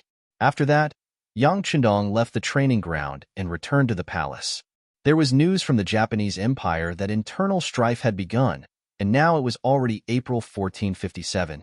Back to half a month ago, in the Japanese Empire's capital, Ping in Beijing, Princess Junko, who had returned to the Japanese Empire for 2 years, made use of her strengths and established a school called Xinqing Academy. She widely accepted students and taught advanced knowledge, which was constantly expanding its influence. When Xinqing Academy was first established, it didn't attract much attention. On the contrary, it attracted people's ridicule. In the Japanese Empire, the status of women was naturally subordinate to men. They often believed more than China that a woman without talent was virtuous. It was not surprising that Junko was a princess. Fortunately, Junko's actions received the support of the emperor, who was also his father, the Garden Emperor. There was no other way. His son, Chenin, was only 15 years old, and Junko, who was already 20 years old, naturally became the person that the emperor valued. Speaking of which, the emperor only had a good name, but his life was not easy. In the history of the Japanese Empire, since the end of the Heian period, the emperor, who originally had absolute control over the Japanese Empire, began to lose his power. In 1192 AD, Minamoto no Yoritomo established the Kamakura shogunate, and the emperor began to fall and became a puppet of the Kamakura shogunate. Later in history, the emperor became a puppet of the Muromachi shogunate. The emperor became a puppet of the shogunate for more than 600 years. Not only did he not have any real power, but sometimes even his basic necessities, such as food, shelter, and transportation and holding ceremonies, had problems due to financial constraints. The most typical example was the 103rd generation Emperor Hutu Miyamoto. He was Junko's younger brother. Chapter 1068. Emperor Hutu was born in 1442 AD. His name was Chung Ran, and he was the eldest son of the 102nd emperor of the Chrysanthemum dynasty. His mother was the queen of the emperor of the Chrysanthemum dynasty, Fujiwara. When Emperor Hutu was born, the situation of the imperial court in Kyoto was terrible. First, the real power was in the hands of the Shitachi shogunate, and the emperor was a puppet. Second, the national treasury could not make ends meet, and it was not even enough to pay the salaries of the imperial court officials, let alone meet the expenses of the imperial court.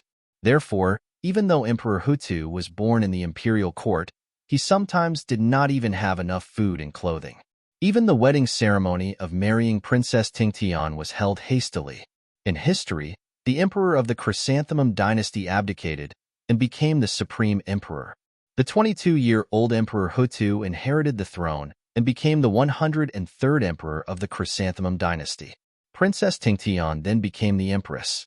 However, due to the tight financial situation, the imperial court in Kyoto held a very shabby ceremony to save money. Even after he died, because he did not have the money to bury him, his corpse was frozen in the imperial palace for 2 months. Some officials had to raise money to bury him. From this situation, one could imagine the status of the emperor.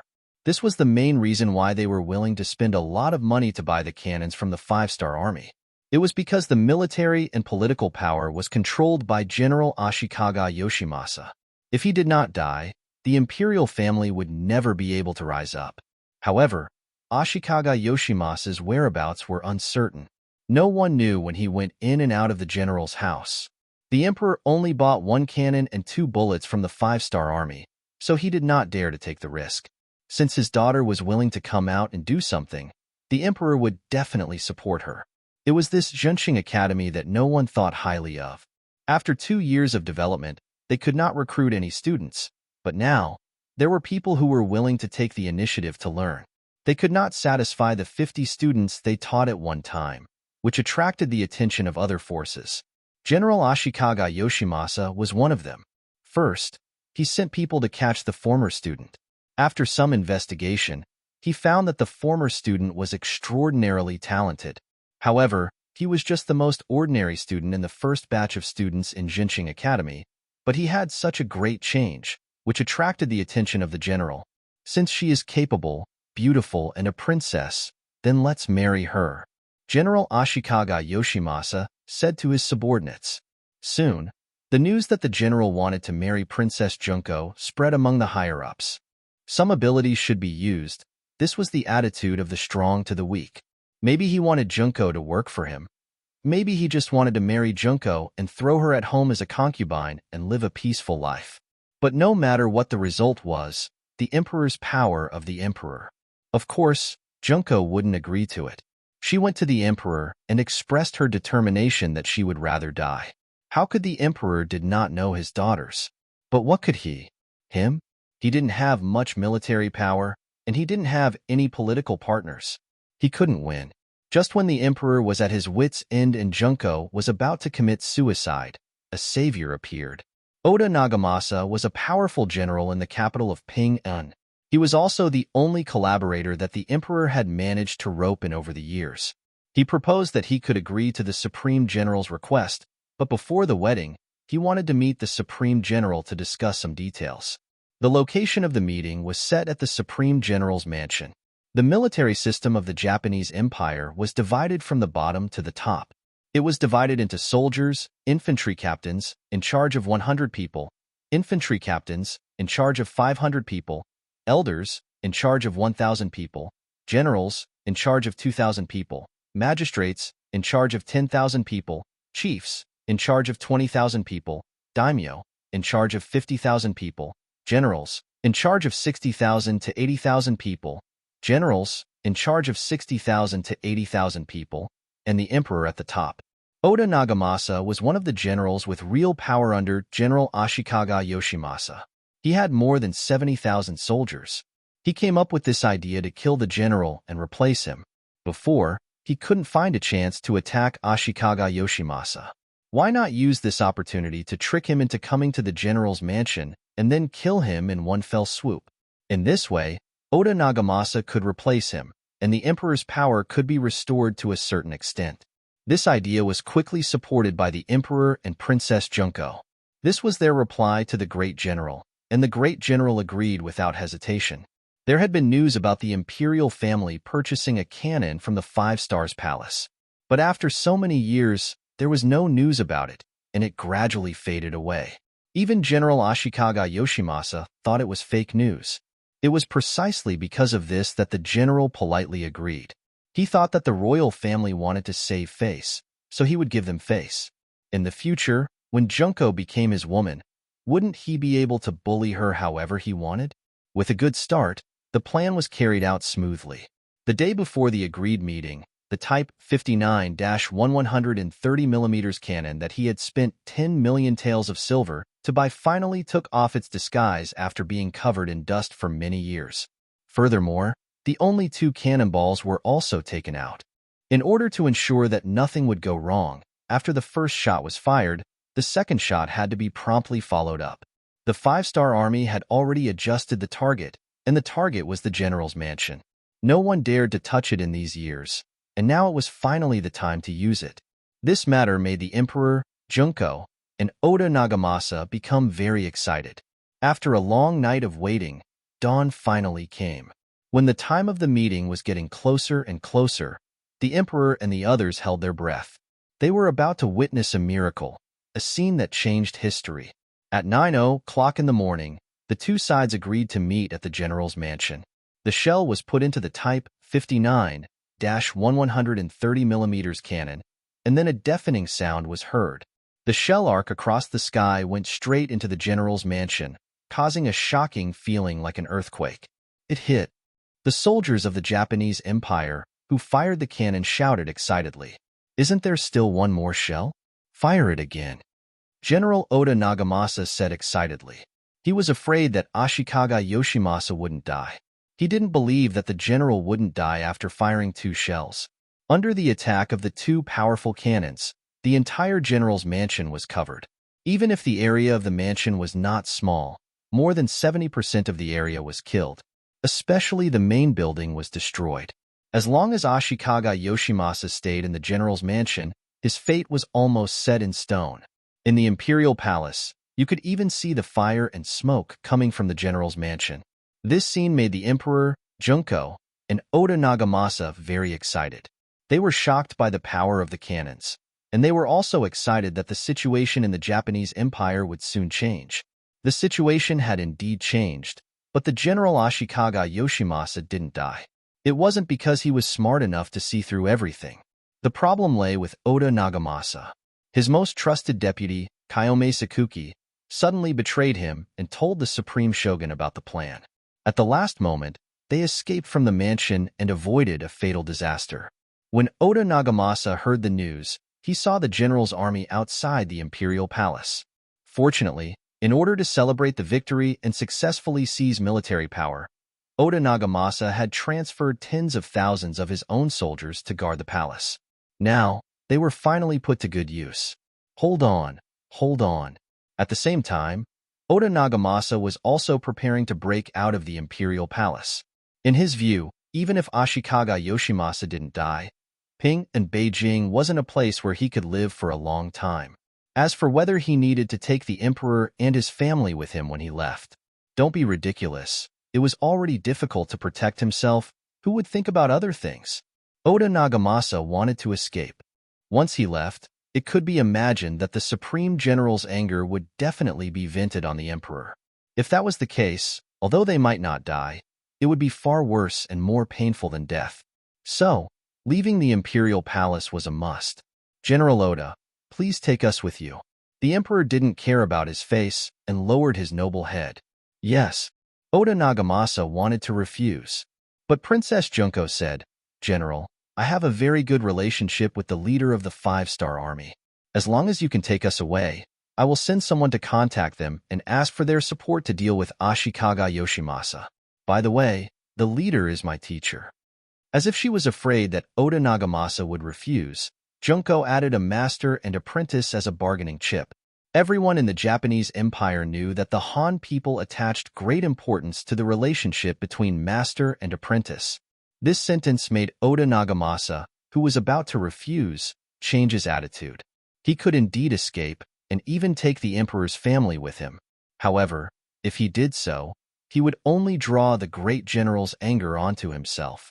With his 70,000 soldiers, there was no way he could stop the great general. So, he wanted to keep the emperor and his family to attract the general's attention and anger.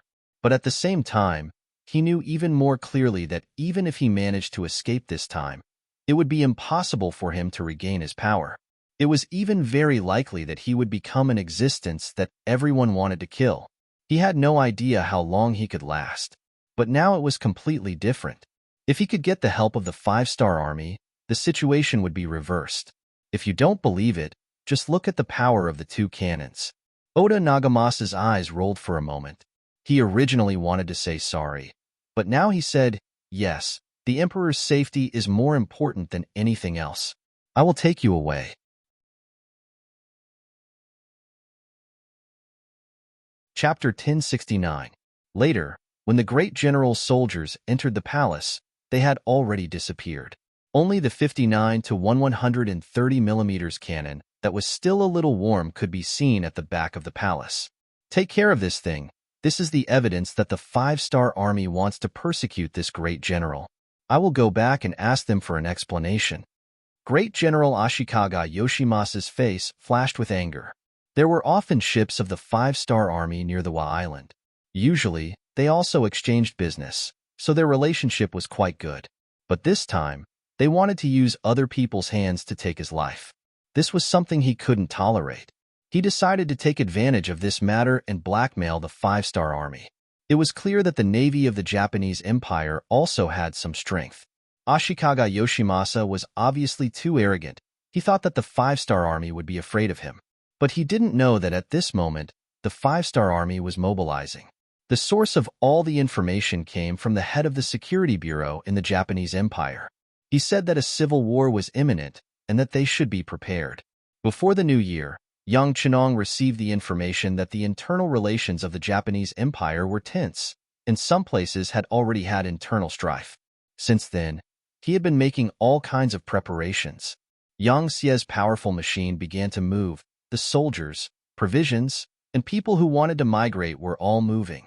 Now that there was finally definite news, how could he let go of such an opportunity? Although Yang Chenong didn't know if the emperor's faction would kill the general the day before, in his opinion, no matter who won or lost, it would be beneficial to him. This was a move he was going to make. Ashikaga Yoshimasa took the emperor and some of his confidants and left Ping in Beijing. As he wished, Junko sent her trusted Kobayashi, who was her bodyguard when she was in the Great Ming dynasty. She asked him to leave the army and get a ship to the nearby North Korea to report to the five-star army for help. After doing this, she followed her imperial father, the empress, her younger brother, and other members of the imperial family to the south under the protection of Oda Nagamasa, and entered the Shanin Road's Anyun area. Shaolin found a boat by the sea and came to North Korea. It was already more than 10 days later when he reported to Yang Chendong. Holding the telegram from North Korea in his hand, he didn't look too surprised. However, the cannon did not kill Ashikaga Yoshimasa. This would make it more difficult for him to conquer the Japanese Empire. Fortunately, he had never thought that such a powerful figure would die so easily, so he had already made sufficient preparations. Yang Chendong put the telegram aside and gave the order to Beta Persei, who was following beside him, order Long Wei to get ready to depart. We'll sail to Korea in 2 days. With horses, they were called Heike, and without horses, they were called Long Wei. This was an extremely elite, well-equipped, and particularly combat-capable army. They were also the strongest protection around Yang Chendong. Often, wherever they appeared, it meant that Yang Chendong would also appear there. There were only 2 days to prepare, but for an elite army, the time was more than enough. The reason why Yang Chendong left 2 days to make arrangements was that he wanted to take a good look at his son and daughter. His son Yangbo was still too young. Instead of looking at him, it was better to look at his mother, Hu Yin. He talked about his next itinerary and apologized.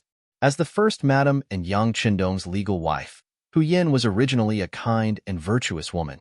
Although she was very worried, she didn't blame him at all. Instead, she advised Yang Chendong to be careful. She also said that the next time he came back, little Bo should be able to run all over the place. After leaving Hu Yan's palace, Yang Chendong went to see his daughter, Lele. In contrast, she was much cuter. As soon as she saw Yang Chendong, she hugged his neck like a wombat and didn't want to come down. She kept calling him father. Yang Chendong also liked Lele very much. He even specially created a song for her. The king brought me to patrol the mountains, saying that she was his little princess. Logically speaking, with his current status, it was really degrading for him to touch and play with these songs. But when did he ever put these customs in his eyes? Just based on this matter, it attracted the envy of many people. The attitude of the servants in the palace towards Lele became more friendly and respectful. Yang Xie also had many similarities with other dynasties.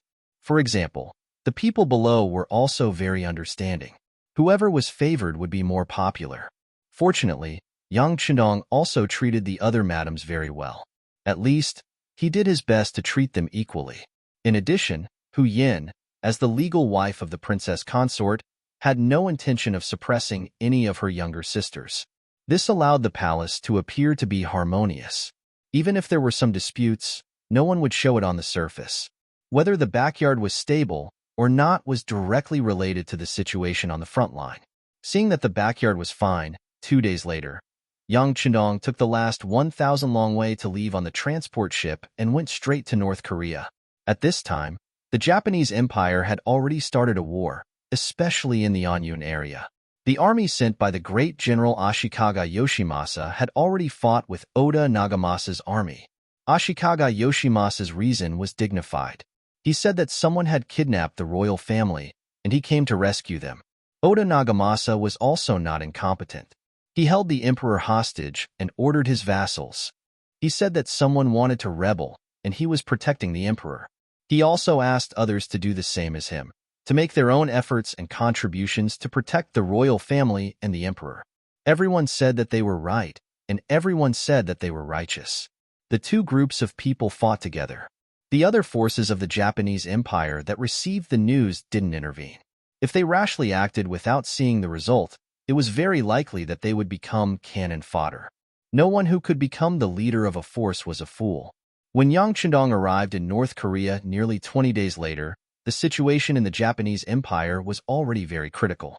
From the feedback of the intelligence department, it was obvious that the great general's side had the advantage. He had always been in charge of the military and political power of the whole country. Oda Nagamasa was just one of the vassals. Naturally, their strength was not equal. It seemed that he couldn't hold on any longer.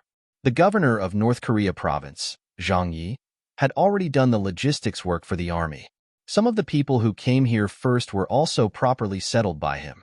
When the five-star army entered the territory of the Japanese Empire and stood firm, he would immediately send people to make sure that they occupied a place.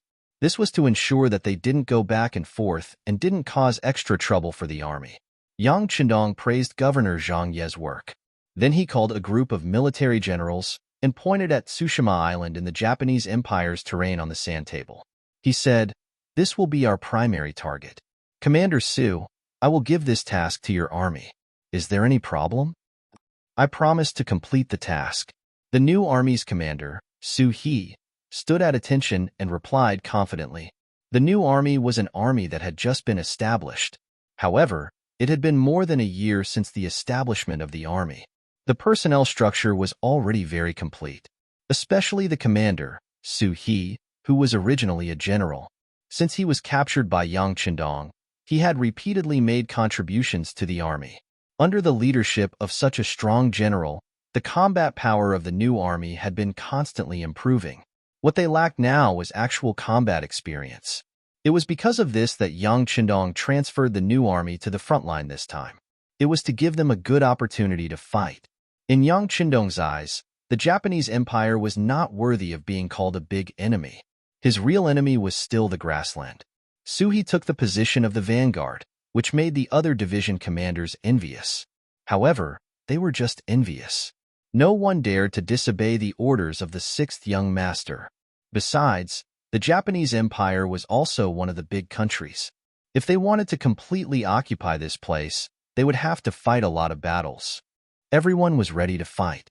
After the order was issued, 2 hours after the meeting, a large number of ships belonging to the five-star army began to set off. They set off from Pusan, the southernmost part of North Korea, and went straight to Tsushima Island, which was hundreds of nautical miles away. Tsushima Island belonged to the West Hokkaido area of the Japanese Empire. The chief in charge of guarding this place was called Fukushima Nagashi. He had 20,000 soldiers and nearly 100 warships in his hands. It was a well-known force. Because they fought by the sea all year round, this army was very mobile. If they couldn't win, they could just board the ship and escape to the sea. With this, even the orders of the Supreme General Ashikaga Yoshimasa were not completely effective here. Fukushima Nagashi was also paying attention to the Battle of Anyun, but in his view, it was just an internal strife for benefits. To put it bluntly, it was a dog-eat-dog fight. No matter who won in the end, it had nothing to do with him. So during this period of time, his days were very leisurely, and he was just a good spectator watching the show. Suddenly, one day, a large number of naval forces flying the flag of the five-star army appeared around Tsushima Island. As soon as they appeared, they surrounded the island in all directions, not leaving a single gap. This situation really scared the Fukushima chief, who had been on the battlefield for a long time. The ones surrounding the island were the C4 and C5 divisions responsible for transporting the new army soldiers. In their eyes, their navy would play a big role in attacking the Japanese Empire. Just like now, no matter who was the vanguard in the end, the navy would be the first to act. Fire the cannons. The two cold front division commanders gave the order almost at the same time. Hundreds of cannons installed in the ships were fired at the Japanese Empire's ships. There were less than 100 ships. Facing the attack of 2 elite Cold Front Division commanders, there was no way they could resist. As the ships of the Japanese Empire were sunk or hit, the remaining ships of the Japanese Empire quickly retreated, heading towards the depths of Tsushima Island. Haha, it's up to our new army now. Pass down the order, prepare to land. Suhi said excitedly. He was afraid that the 2 Cold Front Division commanders would fire directly into the depths of Tsushima Island. If that happened, he wouldn't live up to his name as the vanguard. Fortunately, these people knew how to endure and gave him the opportunity to attack. Chapter 1070. Speaking of which, why wouldn't the 2 commanders of the Cold Front Division want to take down Tsushima Island directly? They also have the strength to do so. However, if the cannons were to fire, they would inevitably kill more people of the Japanese Empire. It wasn't that they couldn't bear to do so. This could be seen from the attitude of the 6th young master towards this place. It seemed like the 6th young master had some resentment towards this place. The reason why they didn't fire the cannons was because they wanted to give the new army a chance to train their soldiers. At the same time, they could also save some cannons. After all, every cannons fired were worth a lot of money. So far, the production rate of cannons was still very low. Moreover, from time to time, substandard products would appear. Cannons had become a very precious item in the army. The soldiers of the new army couldn't wait any longer. As soon as the ship docked, they rushed towards the island like madmen. After losing the ship, Fukushima Nagamasa's combat strength had decreased by more than half. Quick, release the smoke. Call for reinforcements. Fukushima Nagamasa, who was forced to retreat back to the island, heard from his subordinates that countless 5-star troops had already begun to disembark and fight. Immediately, he was scared out of his wits and screamed in horror. Calling for reinforcements was something he learned from Huaxia. At the time when there was no telecommunications, this method was still somewhat effective. At least, it notified others that there was a foreign invasion on Tsushima Island. However, it was a pity that the 5-star army had been planning for a long time. How could they give them any time to breathe? He and his comrades didn't know how many times they had dreamt that they would appear in the Japanese Empire and start a massacre. Now, their dreams had finally come true. Yang Qindong's order was to show no mercy. Anyone who resisted would be killed without mercy. It's just a small island nation. How dare they overestimate themselves and spy on Huaxia? How dare they try to swallow an elephant? Now was the time to deal with them. There was no need to be soft-hearted or have any scruples. This was because he was giving them a taste of their own medicine. Moreover, he was paying them back 100 times. The new army entered Tsushima Island in a mighty manner. The 4 cavalry divisions mounted their horses and launched a fierce attack. In front of Fukushima Nagashi's army, which did not possess any firearms, not even the most primitive firearms, the appearance of more than 30,000 cavalrymen was like a tide of beasts, instantly drowning them. The frontmost Japanese army was forced to retreat, suffering heavy casualties. Cavalry had a natural advantage over infantrymen. They were both using cold weapons, but they were destined not to be opponents of the same level. There would only be one result in this clash. The cavalry would slaughter in all directions, and the infantry would be defeated like a mountain. It was the first time for many of the new army soldiers to go to the battlefield, but each of them had undergone at least half a year of hard training before coming here. They had long memorized the things that they should pay attention to. Right now, they were just performing at the level that they had been training for. Facing the Japanese army that had no fighting spirit and only knew how to continuously retreat, even if they were a little flustered, they quickly got used to it. After all, it was the easiest to fight a battle where the wind was blowing. This was the reason why Yang Qindong sent the new army for the first battle. In contrast, the new army had the least amount of combat experience among the 150,000 soldiers he brought with him. This was a chance for them to make up for their shortcomings. It was true that the new army was a new army, but their combat strength was not the weakest. They had been training for a long time, and each soldier carried the hope and future of their family. Compared to the Yishi, and Yishi, their fighting spirit was much stronger. After the victory of the first battle, the new army's morale was high. They lined up on the island and waited for Yang Qindong to inspect them. It was said that morale was built through fighting. The situation on the battlefield was one-sided.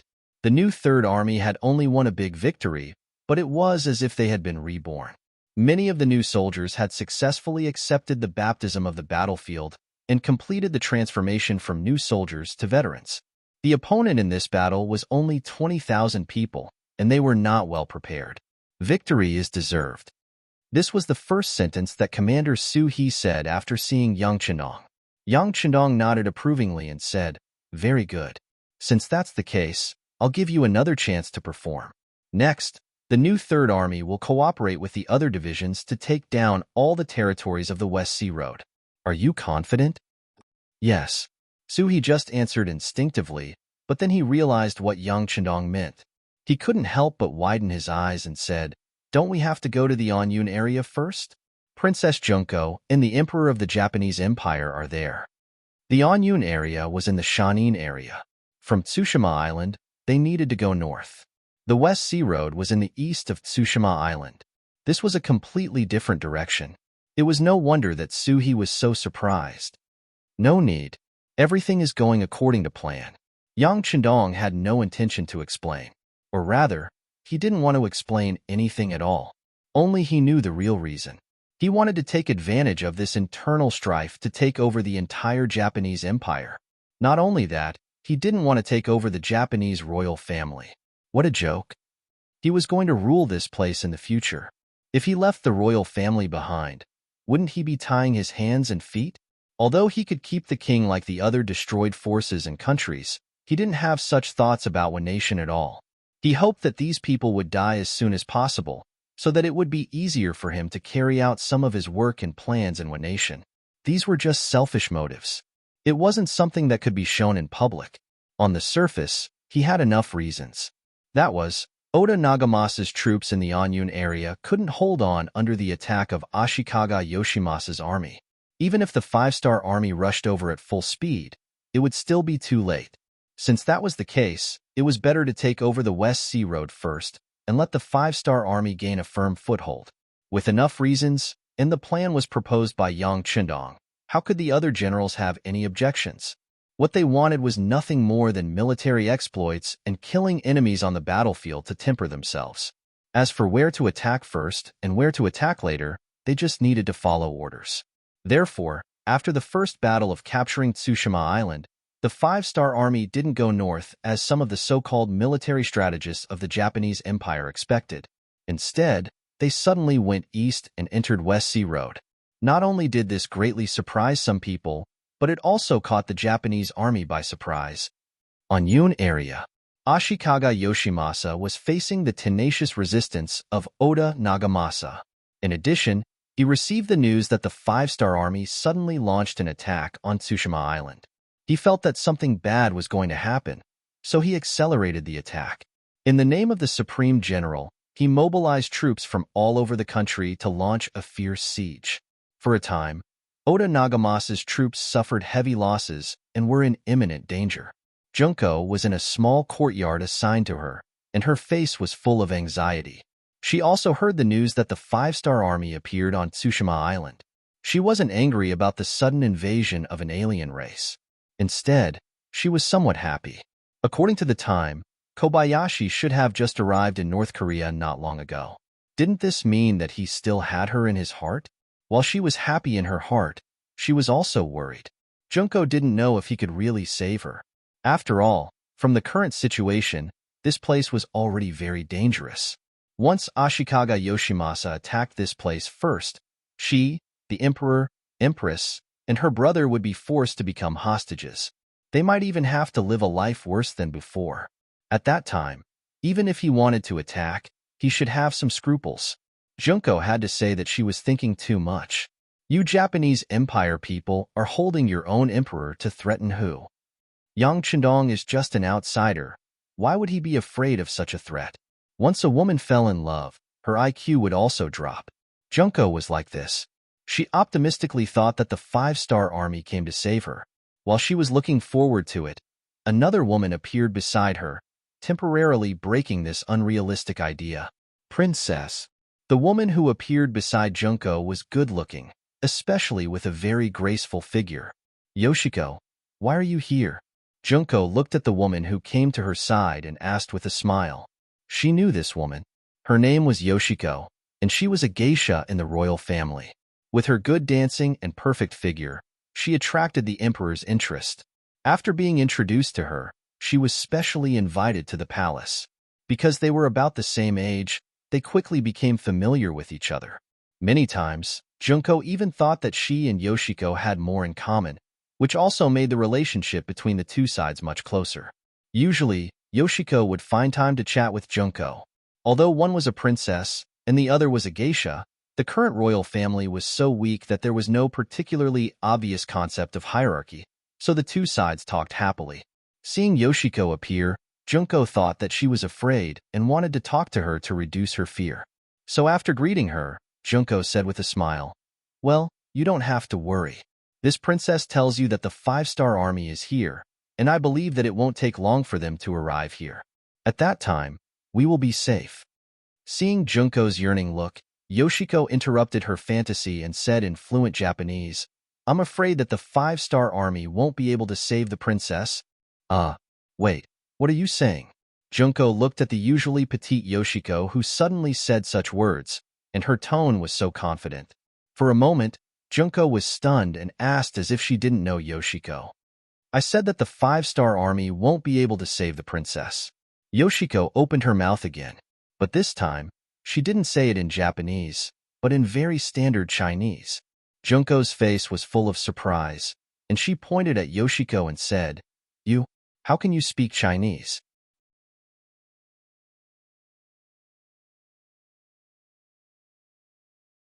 Chapter 1071.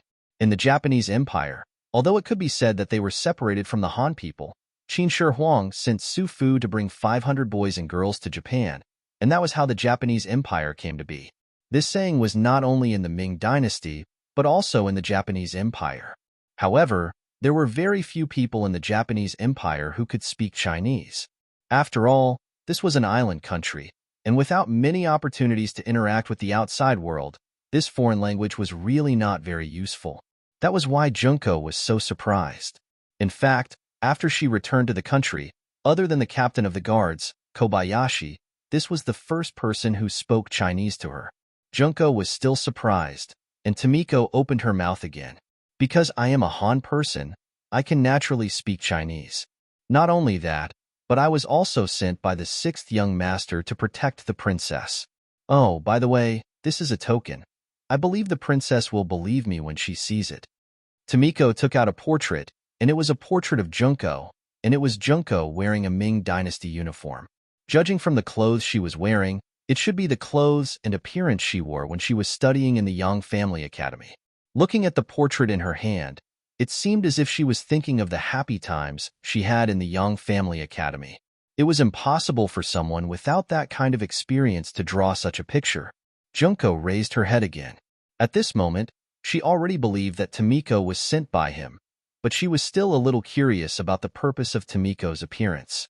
You are not from the Japanese Empire, and you are not a geisha. What is your identity?" "The princess is right. I am not a geisha. That is just a way to hide my identity and make you accept me. My real identity is the intelligence director of the CIA stationed in the Japanese Empire. As for the name Tomiko, it sounds very nice. I like it very much." When it was time to show her cards, Tomiko said without hesitation. Revealing her identity was just the beginning, and it was just for the next plan. If she couldn't gain Junko's trust, it would be difficult to carry out the next many tasks. Tomiko's honesty won Junko's favor. More importantly, she knew that all the arrangements were made by Yang Chendong, which was enough to prove that he still cared about her, especially when she thought that Tomiko's appearance meant that she and her father would be safer. She said happily, "Since that's the case, are you here to save you?" "Yes, the princess is right. But that's not entirely correct. I only want to save the princess, not all of you." Tomiko's expression returned to indifference, as if she had taken the lead from this moment on. "Save me? It's just me." Yes. Tomiko nodded again. "That won't do. If you want to save them, you have to save my father, mother, and brother as well." Junko said stubbornly. "Impossible." Tomiko shook her head. With my ability, I can only escape with the princess. As for the Emperor, Empress, and Prince Run, Chunren, they will be fine. No matter who has the advantage in the end, their safety should be guaranteed. At most, the environment will be a little bad. But as long as the princess can see the sixth young master and ask for his permission, it is only a matter of time before they are saved. Tomiko had her own mission, and now that she was surrounded by enemies, she didn't have the ability to save more people. She was able to take Junko away because she had done a lot of preparation before, so she had the confidence to do so. Junko, who originally wanted to continue to refuse, fell into deep thought. Of course, she knew that Tomiko's words were reasonable, but she still couldn't bear to let her leave her father, mother, and brother like this. Princess, as long as you stay by the sixth young master's side and urge him all the time, it will be possible for the 5-star army to complete the rescue mission. Otherwise, without help, who do you think will be so active? Tomiko thought of Yang Qindong's instructions before she left, so she followed his words. This sentence finally had an effect. Yang Qindong knew Junko well, and Tomiko's words also had an effect, so Junko nodded and agreed. Okay, I promise you, but I have to say goodbye to my father, mother, and brother. Okay, but please be quick. Gongzi still has more than 2 hours, and we will leave here at night. Tomiko agreed. This was something she had prepared for a long time. With her understanding of Junko, some things must be done. Junko went to see her father, who was also the 102nd emperor of the Japanese Empire, Emperor Hirito of the Garden. After seeing her father, Junko didn't hide anything and told him that Yang Qindong sent people to save her. Father, you have suffered, but as long as you hold on for a while, I will definitely persuade him to send troops quickly and save you. Junko's words also frightened Emperor Hirito. He didn't expect that he only stayed because he saw Tomiko's good dancing skills, and this coincidence was actually arranged by him in advance. He really didn't know what that person didn't know. Because of this, he also had a sense of fear. Once this kind of smart person had an idea about the Japanese Empire, would he allow him to continue to exist? He was already an obstacle on the other side's way. The best way to deal with an obstacle was to kick it aside, or even eliminate it directly. Since this Bugnom of Gojoseon of the great Ming dynasty had calculated everything, how could he not see this step? If so, wouldn't he be in danger? Emperor Hirito really wanted to tell this matter to his daughter, but he still held back.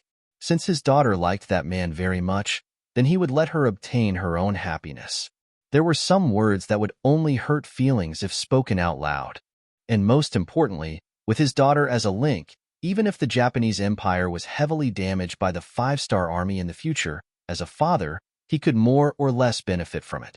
Thinking of this, for his own benefit, Emperor Hirito said, "Father can see that he likes you very much.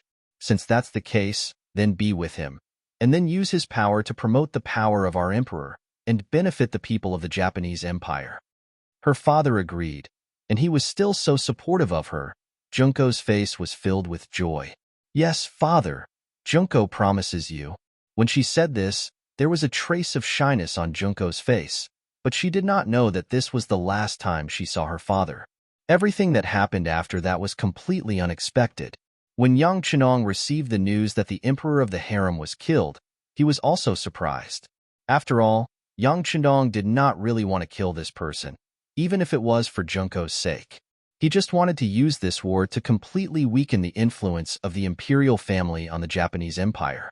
Unlike the leaders of other occupied countries and regions, they would quietly hide people and tell others that they were dead, so as to cut off some people's thoughts and let them live a peaceful life in private.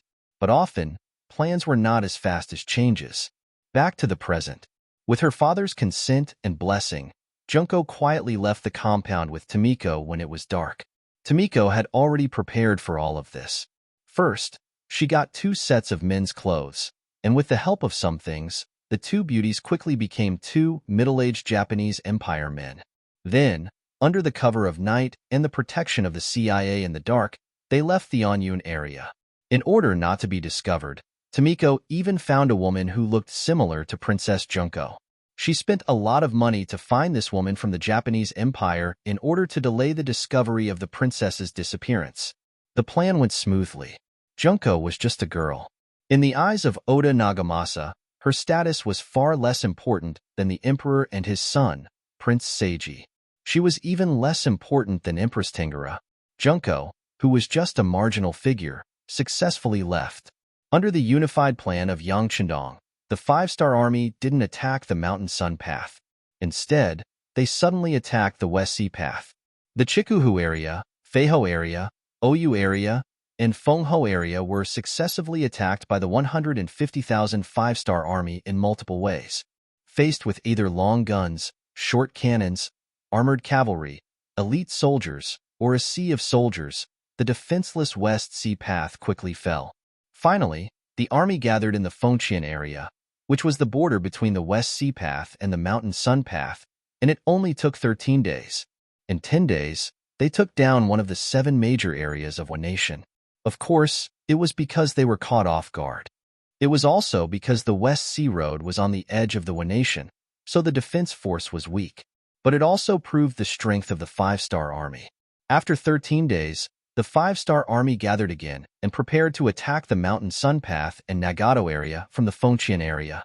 The various armies, divisions, and regiments quickly gathered. Behind them, the 500,000 Han people and other foreigners from the Korean province were already in place. They were occupying and digesting the entire West Sea Path.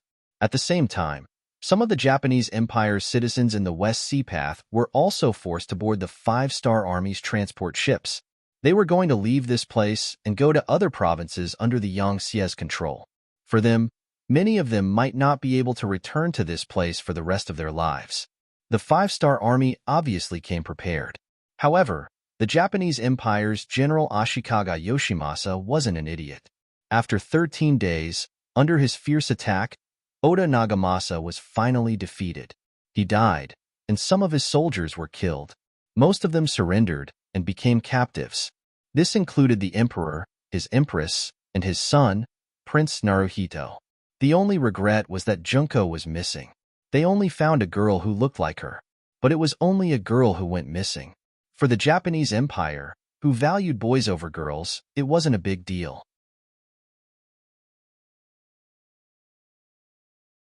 Chapter 1072. The most important thing was that the Emperor of Japan was now in his hands again. General Ashikaga Yoshimasa was very happy. He sent Kayome Sakuki to bring the Emperor of Japan and his family back to the palace in Ping and Beijing. After that, he began to gather more people to prepare for the battle with the five-star army.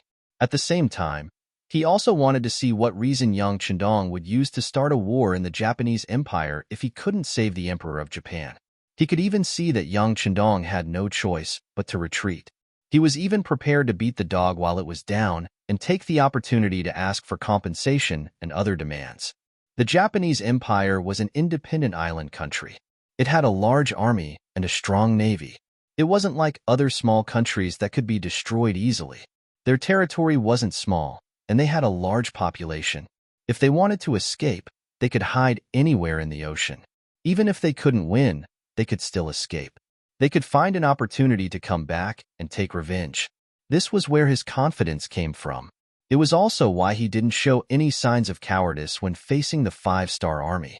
All these years, Ashikaga Yoshimasa had been in charge of the military and political power. This made his influence very large. Although some of the counties and villages under him had started to have internal strife for benefits. However, the appearance of the five-star army put an end to this situation. When facing an external enemy, the people of the Japanese Empire were still able to grasp the situation clearly. They began to unite around the Japanese Empire's upper echelons with the general as the core. According to the information from the front lines, the Japanese army in the Sanyang Road had a total of 400,000 people.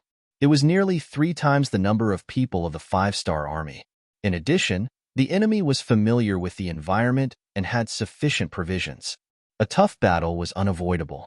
If it was other forces facing such difficulties, they would have a headache. They would have to consider whether or not it was the right decision to send troops this time. However, in the eyes of Yang Chendong and the five-star army, this was nothing. They were used to fighting against the wind. Wasn't the five-star army developed like this? Looking at the history of the five-star army's growth, which time did they not win against the many? Which time did they not give people the feeling that they were the weak? It was just a Japanese empire. For the generals of the five-star army who had experienced hundreds of battles, this was nothing. Just like now, in Yang Qindong's tent, 1st Cavalry Division Commander Tian Hu, new Army Commander Su He, C4 Division Commander Ding Yan, and C5 Division Commander He Gong were standing in a row, taking the initiative to ask for battle. The more difficult the battle was, the more one could prove one's ability by winning. When they saw that the Japanese Empire had deployed 400,000 soldiers, they all saw an opportunity. Division Commander Ding, Division Commander He can forget about it. Using the Navy as an army is an arrangement that can only be made when there is no other way. Yang Qindong opened his mouth and directly removed the C Division 4 and C Division 5 from the team. 6th Young Master, The two teachers were still indignant and wanted to continue fighting. You what? Do you know that the Japanese Empire has 300,000 soldiers? Your two divisions added together only have 10,000 soldiers. Isn't such a big piece of meat enough for you to chew on? Seeing that the two teachers still wanted to say something, Yang Qindong's words suppressed them and made them unable to argue. But in the blink of an eye, the two teachers heard something different. 6th Young Master, are you saying that the 300,000 Japanese Naval Division will be dealt with by our C Division 4 and C Division 5? The one who asked this question was the C Division 4 Division Commander Ding Yan. In response, Yang Qindong rolled his eyes and said, Not only you, there are also 20,000 North Korean Navy. They will be under your command and cooperate with the operation. Of course, if it turns out that you can't suppress the Japanese Naval Division, then this young master will have to consider transferring people from the Navy Command Headquarters. No need, we have no problem. The C Division 4 Division Commander Ding Yan immediately waved his hand, as if he could just leave it to them. Yes, 6th Young Master, we are willing to make a military pledge. The C Division 5 Division Commander said seriously, Yes, we are willing to make a military pledge. The C Division Commander Ding Yan also reacted, and immediately stood at attention.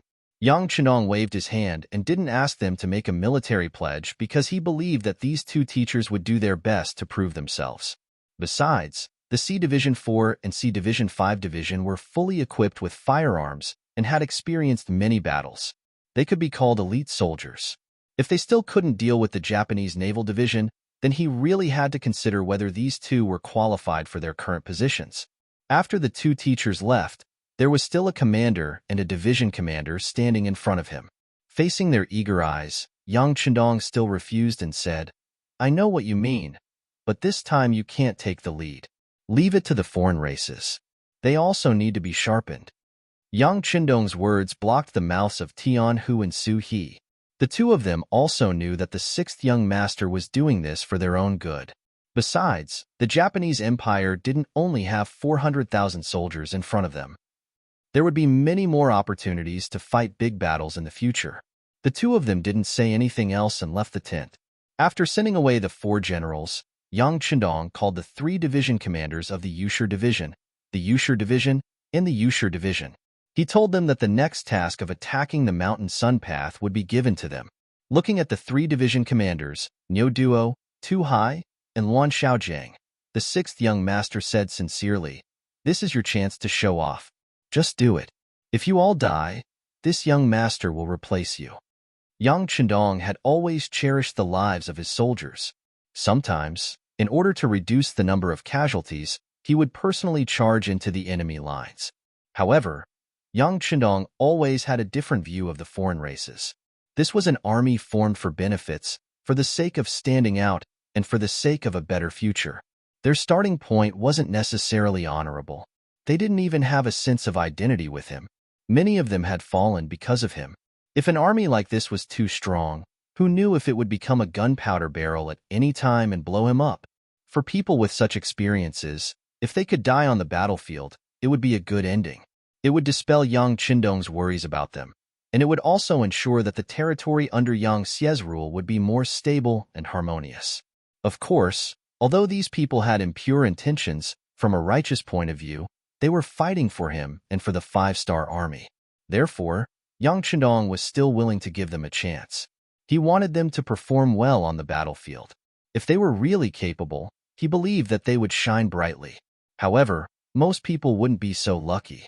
Yang Chendong made a promise in front of the 3 division commanders. He also said that more foreign races were gathering in Korea.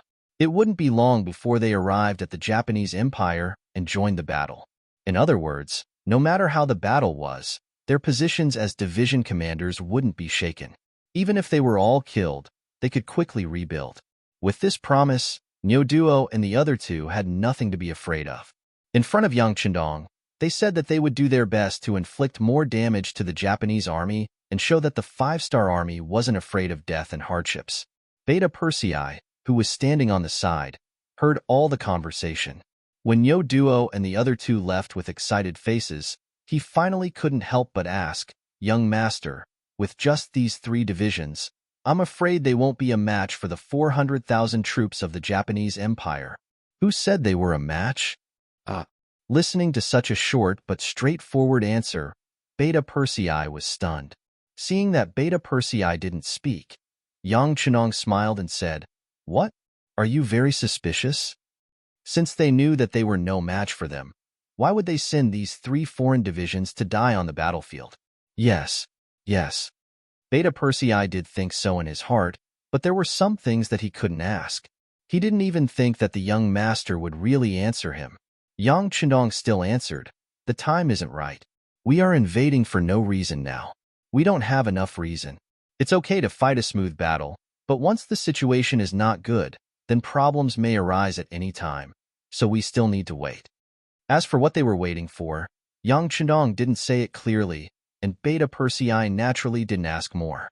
Of course, he didn't know that Yang Chendong had another idea, and that was the army of the Japanese Empire, especially their samurai army and ninja army. Their strength couldn't be underestimated. Yang Chendong would value people with ability. He still had a great dream to achieve.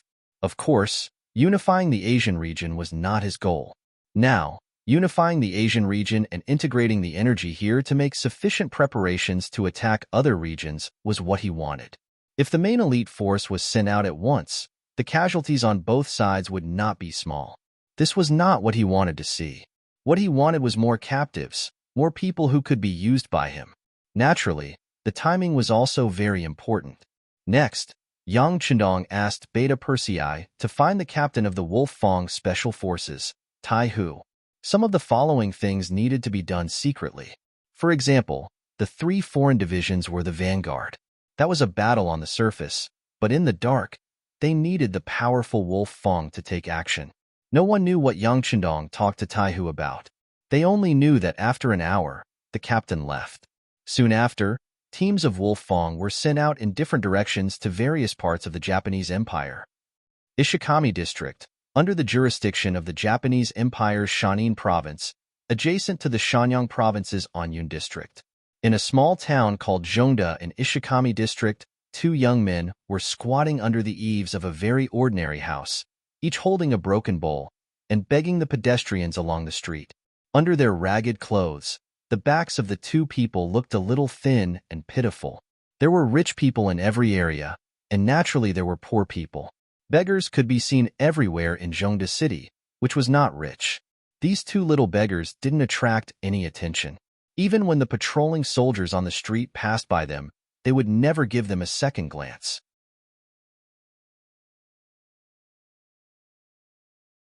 Chapter 1073. Thus, the 2 beggars stayed on the main street in an ostentatious manner. Of course, no one would know that they were the princess of the Japanese Empire, Junko, and the manager of the CIA in the Japanese Empire, Yoshiko, who had escaped from the Anyun area. Under the secret protection of the CIA operatives, the 2 of them walked out of the Anyun area and came to the neighboring Zhongda city. They came to a place that had been prepared for a long time. But what was unexpected was that because the 5-star army only took 13 days to conquer the entire West Sea Road, it caused the Japanese army in other areas to be nervous. They increased the intensity of their patrols, and for any foreigners who suddenly appeared for any reason, they would strictly investigate them, fearing that they were spies sent by the 5-star army. Because of this, the previous safe place could no longer be used. And in order to not attract attention and not have any accidents during the investigation, Yoshiko suggested that they disguise themselves as beggars to avoid all the dangers. After all, Junko was a princess of a country. Even when she was in the capital of Ming, no one wronged her. But now in her own country, she had to disguise herself as a beggar that everyone avoided, so she had some complaints. But Yoshiko said, if you want to take revenge and successfully see the sixth young master, you can only do this.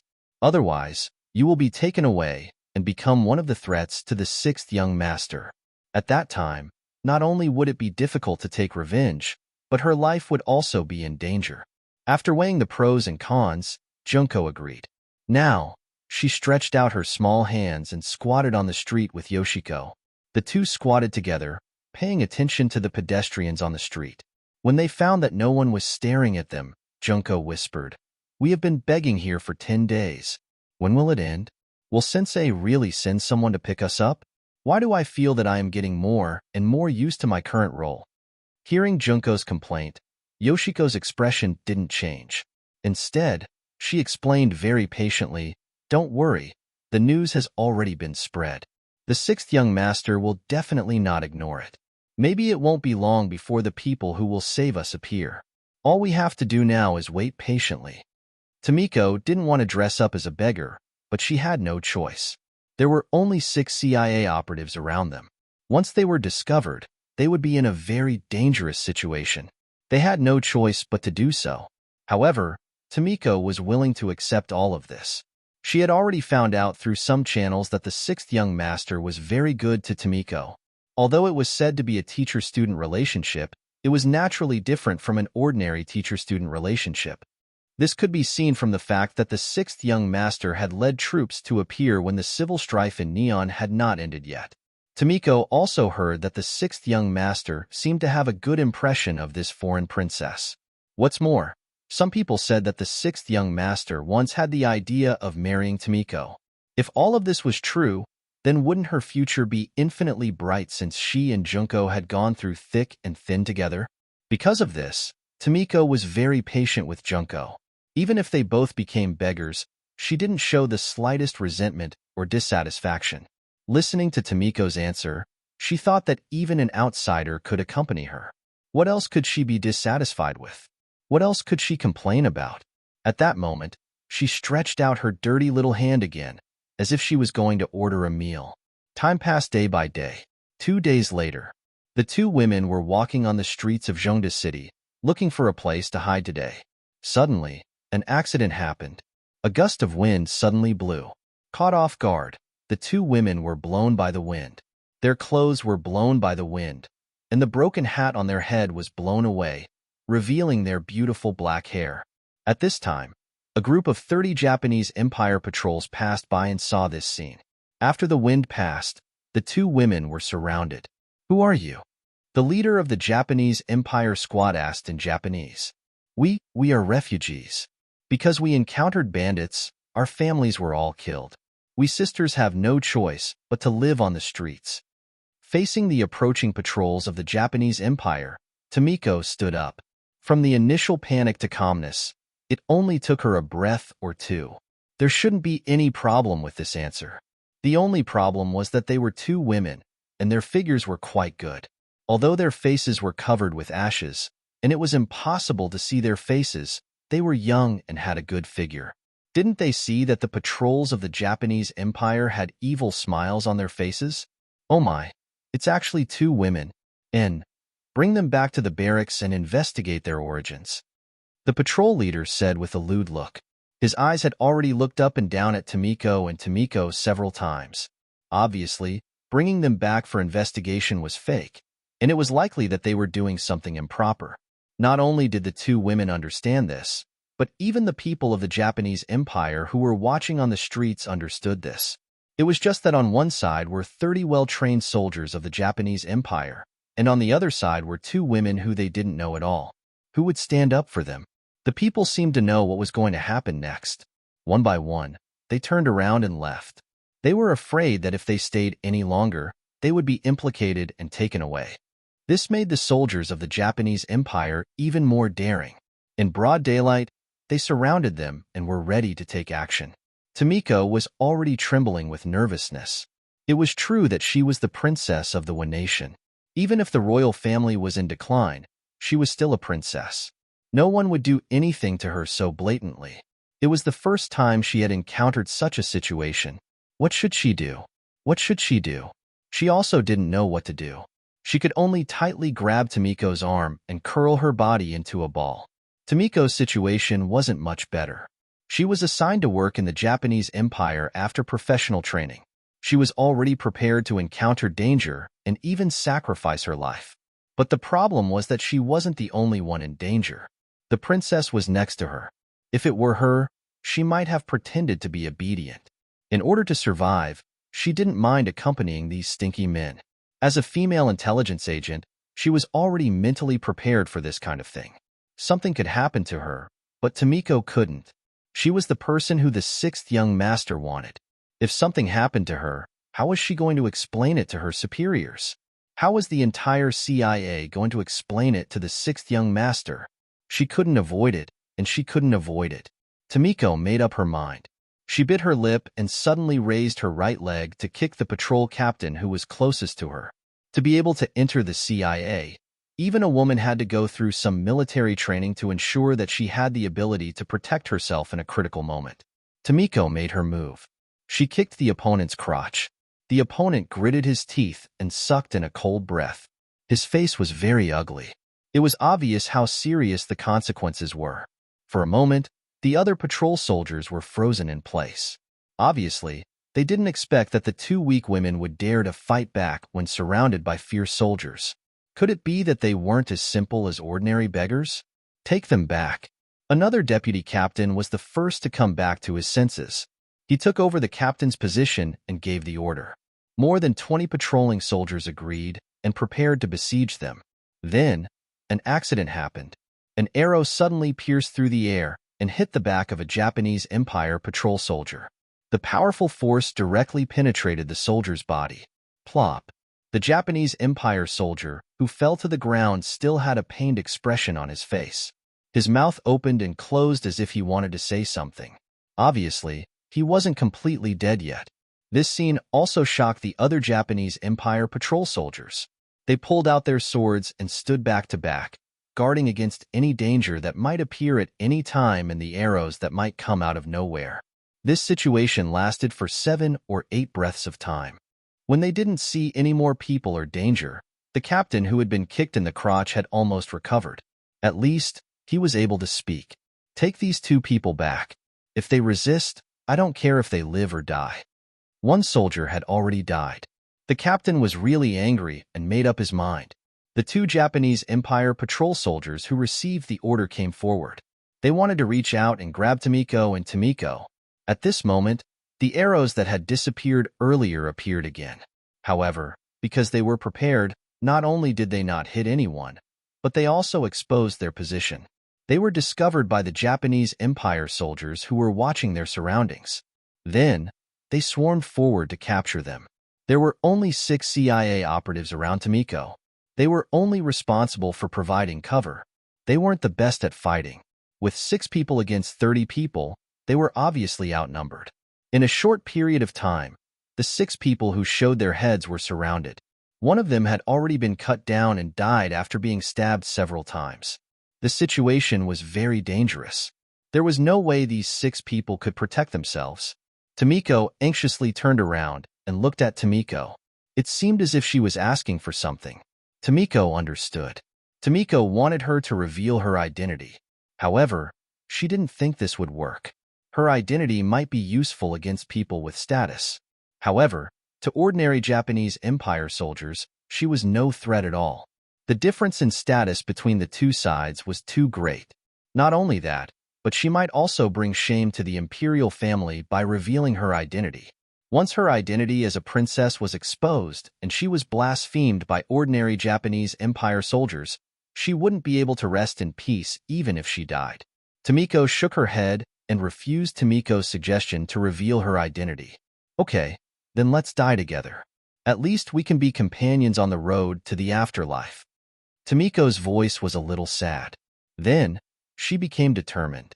When she came to carry out the mission, she had mentally prepared herself for this. Now that she was willing to die to protect Tomiko, she was sure that the sixth young master would treat her family well. It could be considered a worthy death. You're tuning in to the Warrior Lore YouTube channel. Don't forget to subscribe and join us on this journey to catch the most captivating stories.